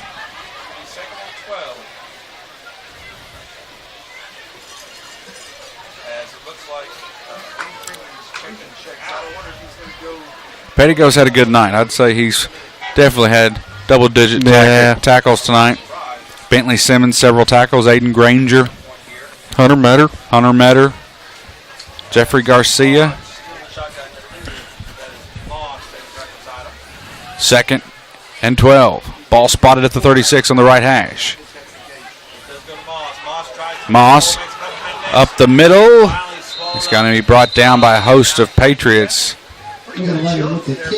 Kingston Tabor in on the initial hit, as well as number 18, Cooper Adams. Adair County 37, Russell County 13.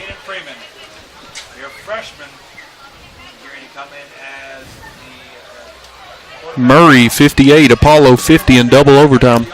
Knew that would be a good one. Both Murray and Apollo have really good quarterbacks. Apollo, who's usually just a basketball school, had a pretty good season last year, and they've got a really good quarterback. Like Murray was state runner-up. Barron County 42, Clay County, Tennessee 6. I think Barron is going to be very strong this year. Handoff. And the tackle is made by Jeffrey Garcia, carried by number 28, Paxton Woodall. Number 28 for the Eagles. 29, Jeffrey Garcia. 4th down now. 4th down and 9. 4th and 9 to be exact. 8:15 to go. See if the Patriots can get a stop here on 4th down. It's been all Hodge tonight. Xander Hodge, the senior quarterback, with 3 scores and a passing touchdown as well. He'll definitely be the MVP of the night for Cole Lumber, I would say. Braxton Cook had a big night as well. Patriots had a rushing touchdown from Jeffrey Garcia. I'd like to get a stop right here, Brant. Run a few more plays, get some positive things on offense, work on some things. Hard count. Patriots don't jump, and the Eagles call a timeout. We'll take a timeout as well. We'll be back after this 1-minute break. Tri-County Electric offers the Energy Right Home Evaluation Program to provide our member owners with information on ways to lower energy use and save money. This do-it-yourself audit allows you to answer questions specific to your home. Once the questionnaire is received, a customized report will be prepared for your home that will identify the major energy users and provide information on how you can become more energy efficient. Best of all, the program is free. Contact your local Tri-County Electric office for more information on the Energy Right Home Evaluation Program. Tri-County Electric, owned and operated by those they serve. Allen County Farmer Service will hold their 77th anniversary annual meeting on one-day sale Friday, September 4th. Entertainment begins at 10, lunch at 11, and the business meeting at 12:30, and several factory representatives will be on hand. And be sure to check out the savings with all bag feed and tub for $50 off per ton, and Marina Minerals are also $50 a ton off. Rhino and Kodiak safes and all heating equipment are 10% off. There will also be door prizes with grand prize being the first Master Gas Grill. It's the Allen County Farmer Service 77 CD and one-day sale Friday, September 4th. Back to the action here as Westmoreland punts it there on 4th down and gets it a friendly roll, and they'll stop it on the 1. But that's not on. That's, you couldn't be any more closer to the goal line. Yeah, I mean, Patriots with this running clock, 6:10 to go. This should be the last drive here. Yeah, but when you're pinned up against the 1 here, you've got to just try and get some positive yards here. Cannon under center. Cannon The give to Granger. Granger will get some positive yards and maybe a gain of 2.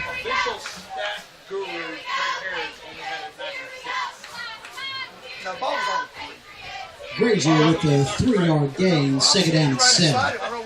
5:35 left to go. Here in the fourth quarter, 43-8, Westmoreland with the lead. So Patriots will fall in this one. Fall to 0-1. Westmoreland proves to 1-0. Gannon Hood will be out of the gun. Garcia standing to his left. 2 receivers to the right. They'll send Granger in motion with a jet sweep. Granger's got some speed. He's off to the outside. He's at the 30. He's at the 40. 50. Cuts it back upfield.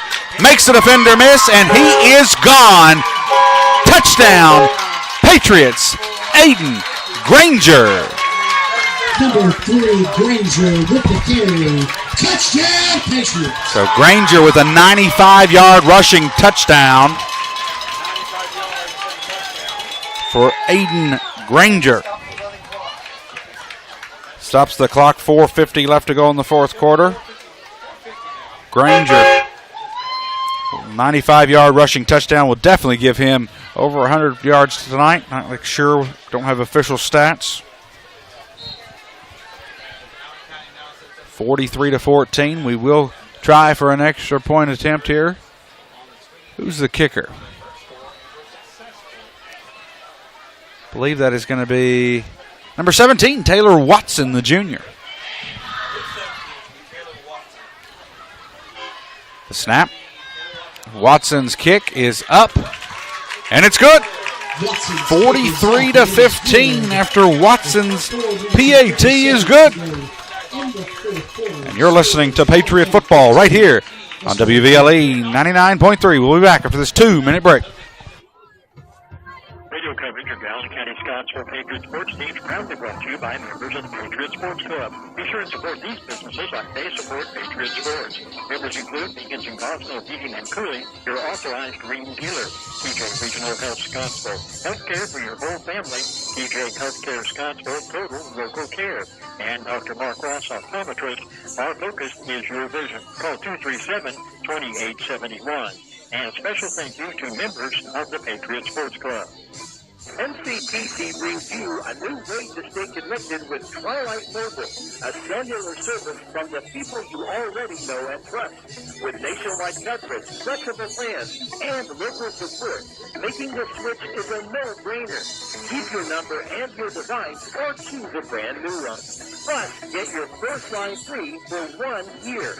Major network service, small town support. Call MCTC today for more information.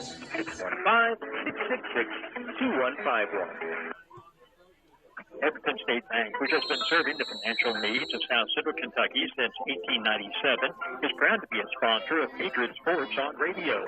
Since the bank's inception, Everton State Bank has grown from 1 branch to 13 locations in South Central Kentucky to serve the area's banking needs.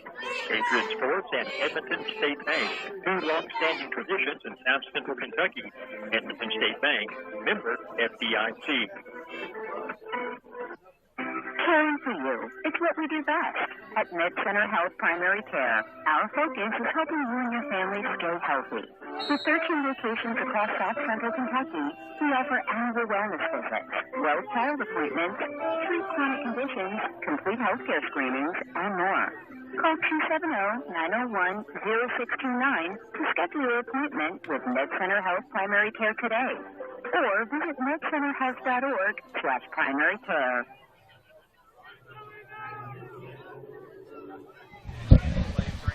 And we're live here. Eagles roll to the right side. And he's going to fall down there, Aiden Freeman. And a flag on the play, holding. 3:38 left to go in the ball game. As a late one here in Scottsville in the Columber Bowl after station camp. And Greenwood played in the first one. That was a long game. We didn't get started till 8:45. I want to give a big shout out to my producer back in the station, Shayna. I know it's been a long one tonight, and hopefully this will be the only time that we're out this late on a game night, but she does a wonderful job for us. As thank you to, and the pass is complete, breaks the tackle, and now hit hard there. This running clock continues to wind down here. We've had touchdowns from Jeffrey Garcia as well as Aiden Granger. Cal, real quick shout out to all of our first responders, emergency staff. I know paramedics and ambulance have been here all night between our city police and sheriff department. Here making sure everything goes smoothly and kids stay safe all night. So shout out to them.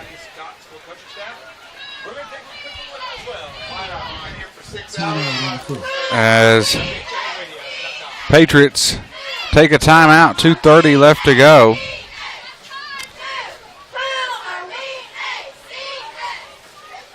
As Patriots will be on the road next week to Monroe County. Have a tough opponent in the Falcons. I think a couple things that we've got to improve on is winning the battle on the line of scrimmage. Offensive and defensive line, especially the defensive line. I thought we struggled tonight. We never really broke through, got any pressure on Hodge. He was able to go wherever he wanted, and then when they did give the ball off, they were getting to our secondary quick. We didn't ever get a hand on them, so I thought the defensive line struggled. I saw some sparks on offense, but we've got to be able to move the chains a lot better than we did tonight. But offensively for the Eagles, they ran all over us. Sack by number 76, Braden Miller. Quarterback sack by number 76. Coming into the ball game, number 79, Zachary Brown. Fourth down for the Eagles. 4th and 2 for Westmoreland. This should be the final play of the game, I would say. I don't think that, depending on how quick the Patriots get back on the ball here, or if the Eagles get it, I don't think they'll snap it again. Minute 35. Again, thank you to all our sponsors. Thank you to my producer back in the station, Shayna. And we'll go ahead and name it. The Medical Center at Scottsville. Player of the game goes to Jeffrey Garcia, scoring the first touchdown of the season for the Patriots. Senior Jeffrey Garcia. Delay a game is the call against the Eagles. Looks like the Eagles just going to take that delay a game. And you could honestly just take delay game with the running clock and it'd just be over.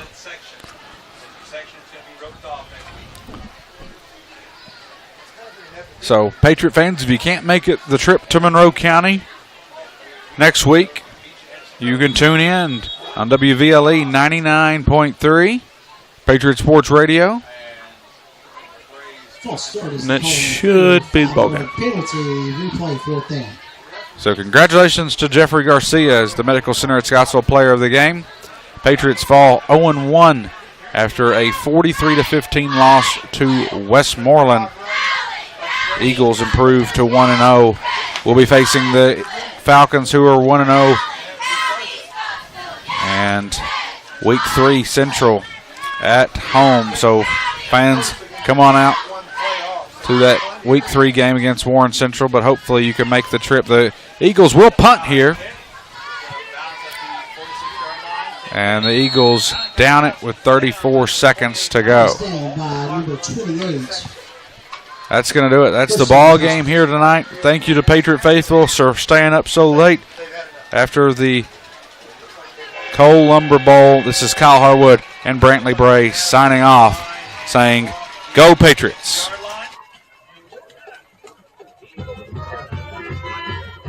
That will be the final play of the game. Final score, Patriots 15, Westmoreland 43. Ladies and gentlemen, I want to encourage everyone to pick up any trash or debris that may be laying around you. Put it in the trash bags that are around the stadium. Help up our cleanup crew.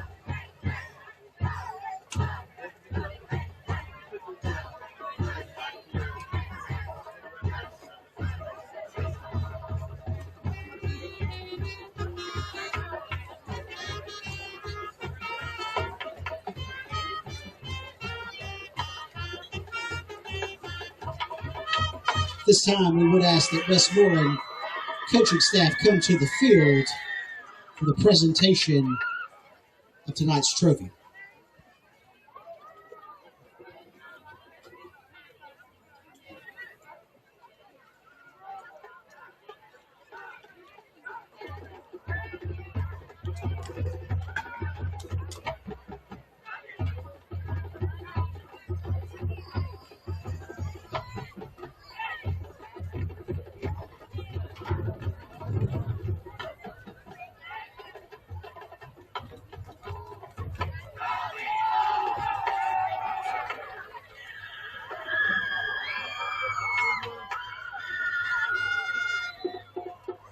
Presenting tonight's trophy for the second game is Cole Lumber East Regional Manager Jacob Eli Jones.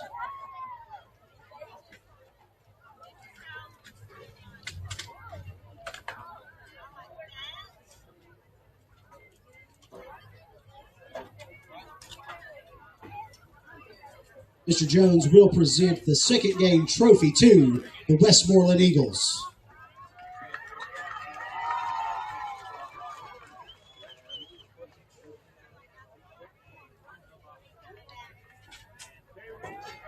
And the player of the game for tonight's second game is number 9, Xander Hodge.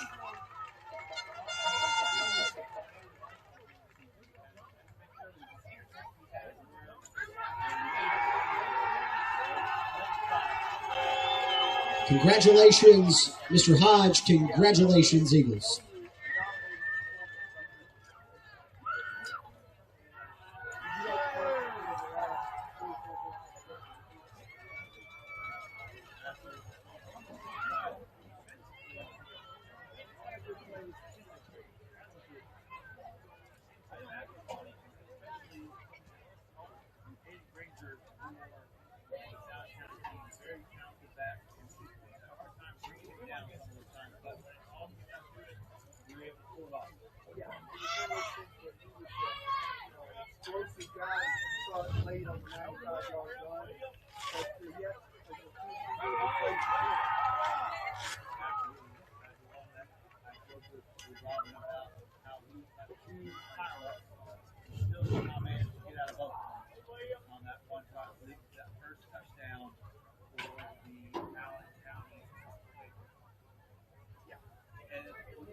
Go with this and here real quick. I know what they just announced. They just announced the player of the game here for this game being Xander Hodge. And I can't argue that a whole lot. You're talking about 3 rushing touchdowns and a passing touchdown. Man, oh man, my heart goes out to Braxton Cook. Yeah, he had 2 touchdowns, 97 yards. And he kicked all the extra points. Yep. And, I mean, there was a lot of things. And so I think both of them here in the very near future are going to be on a short list on a lot of nights. Oh, yeah. I think Xander Hodge is going to find his way on the short list very, very quickly. So I'm going to say this evening, I'm going to go with how Braxton got us started at the very beginning of the game. Yes, I got to go. Talk to Coach yes, you do. Braxton Cook will be our player of the game. We're going to take one more quick break here, and then we're going to have our extra point, and then we're going to go ahead and call it here for our broadcast team. Don't go away. Extra point. I told you, one of the best I think I've ever had. You don't want to miss it here on WNTrainRadio.com.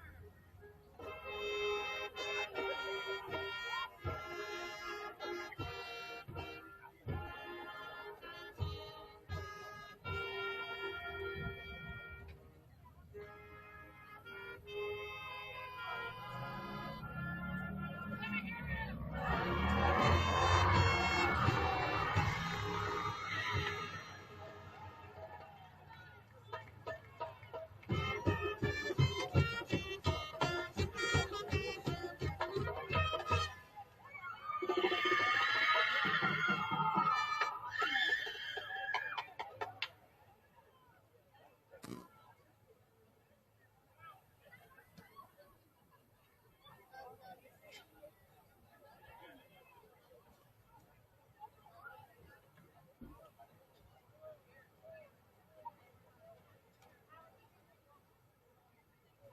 welcome back for one final time here this evening to the Ponce Law Justice Law Broadcast Center as we are in the Georgia Post-Game wrap-up show. And once again, don't forget that next week we will be at Macon County. At Macon County for the game 2 of the season. Again, that game is always an important game, always heated, always competitive, and will certainly be a fun one. So don't forget your schedule here at 6 o'clock. 6 o'clock, we have the Murphy's Fix pregame show from Murphy's Fair.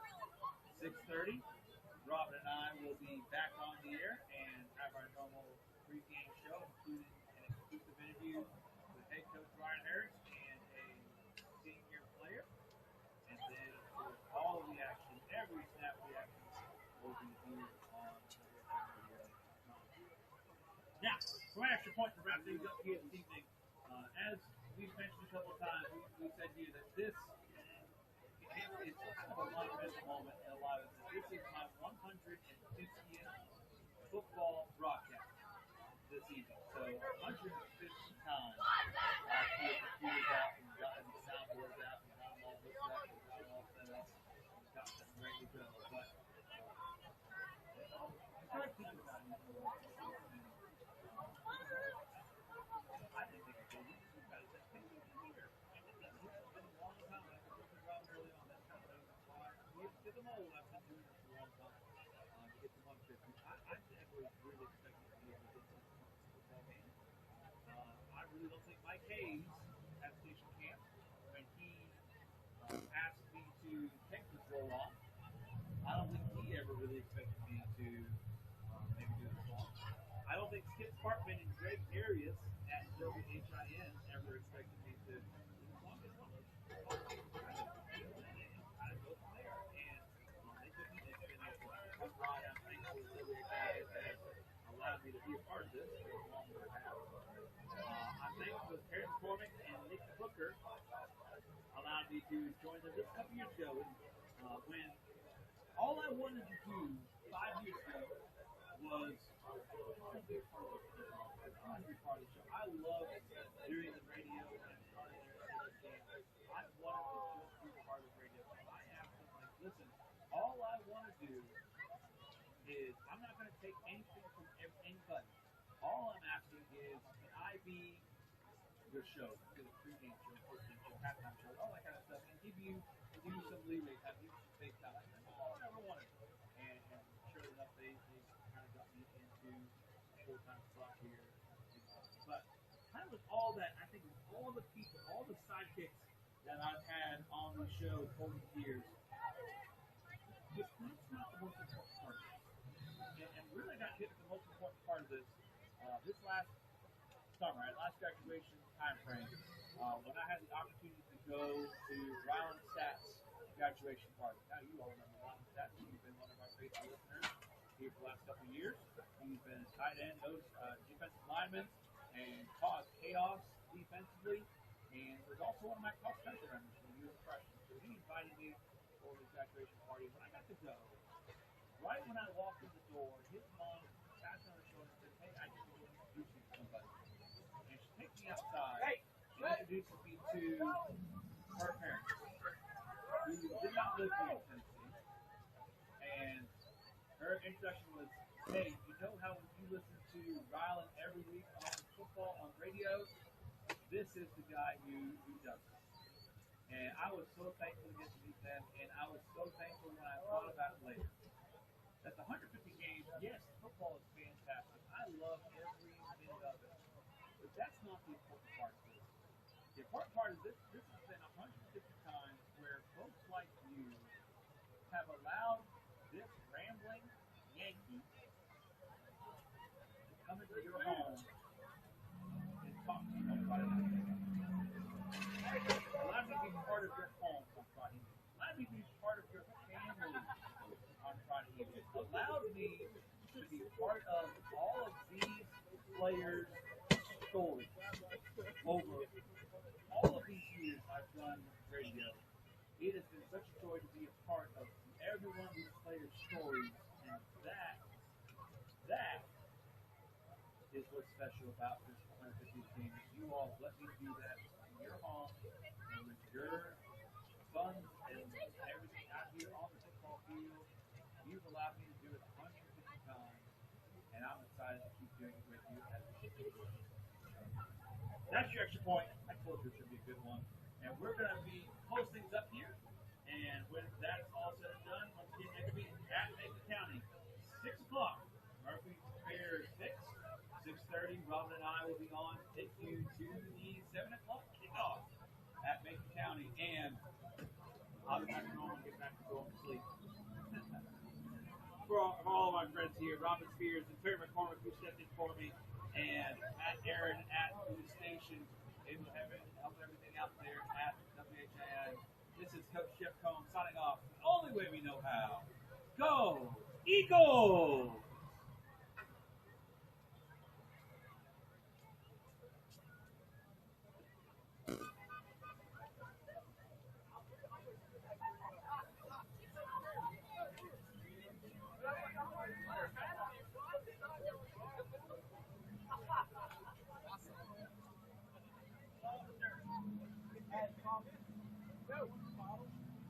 Oh, yeah.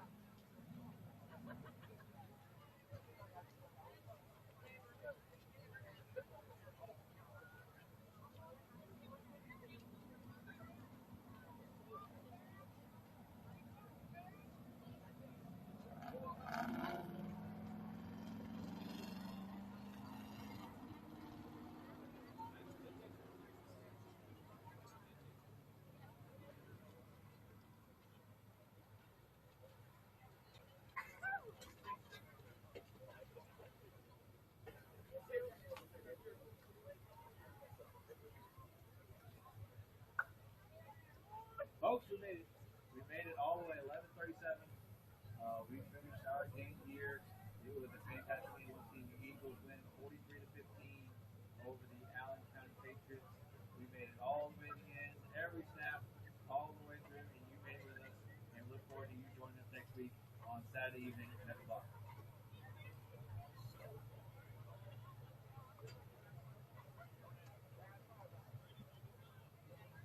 Folks, we made it. I'm tired.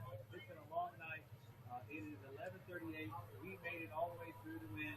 And, of course, it was a 43-15 win for your Eagles over the Allen County Patriots. I'm going to go home and get some rest.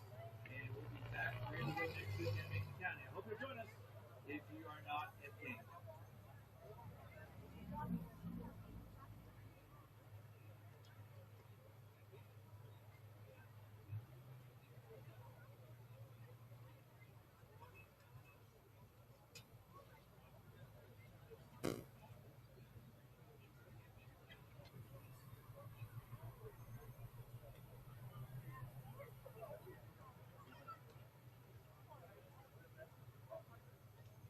Folks, we made it.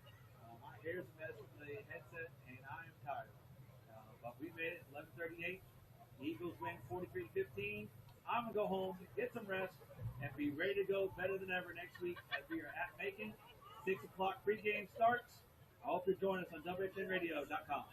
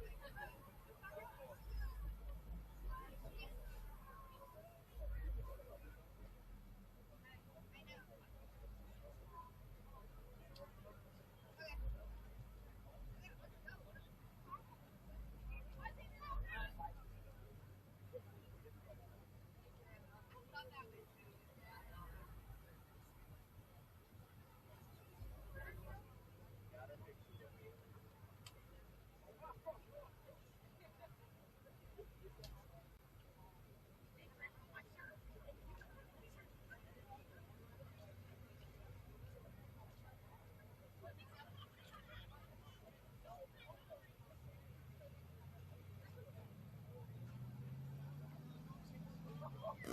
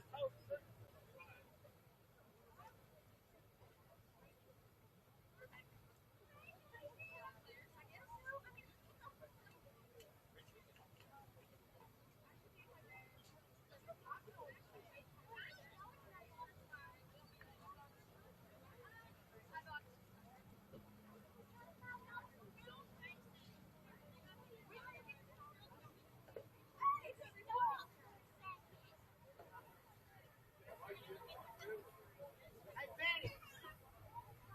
Betty. Hey, good job tonight.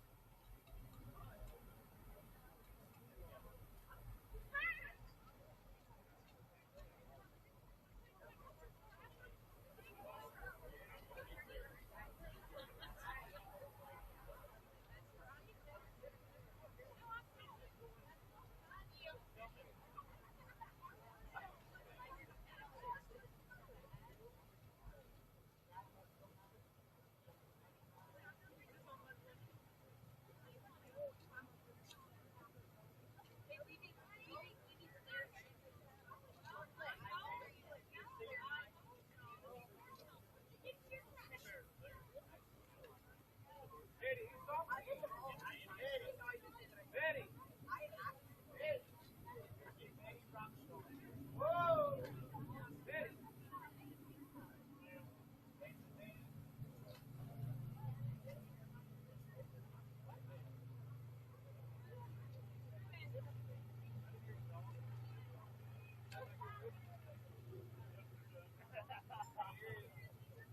Pick up. A little louder. A little bit louder. Hey, so far away.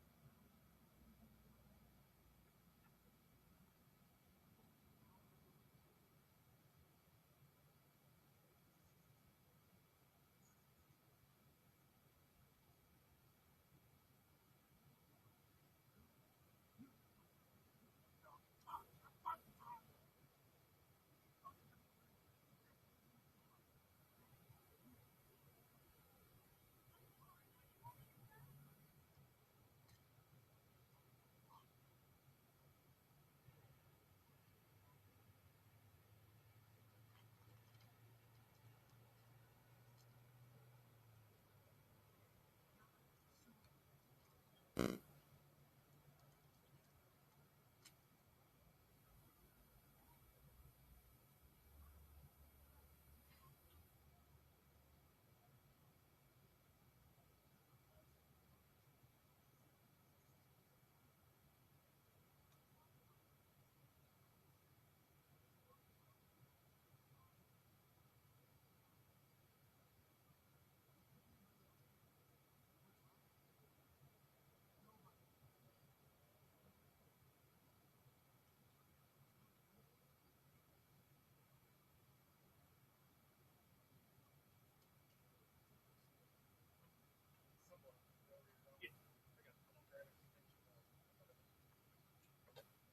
I slid that kicking net under there. I wasn't sure exactly where it went.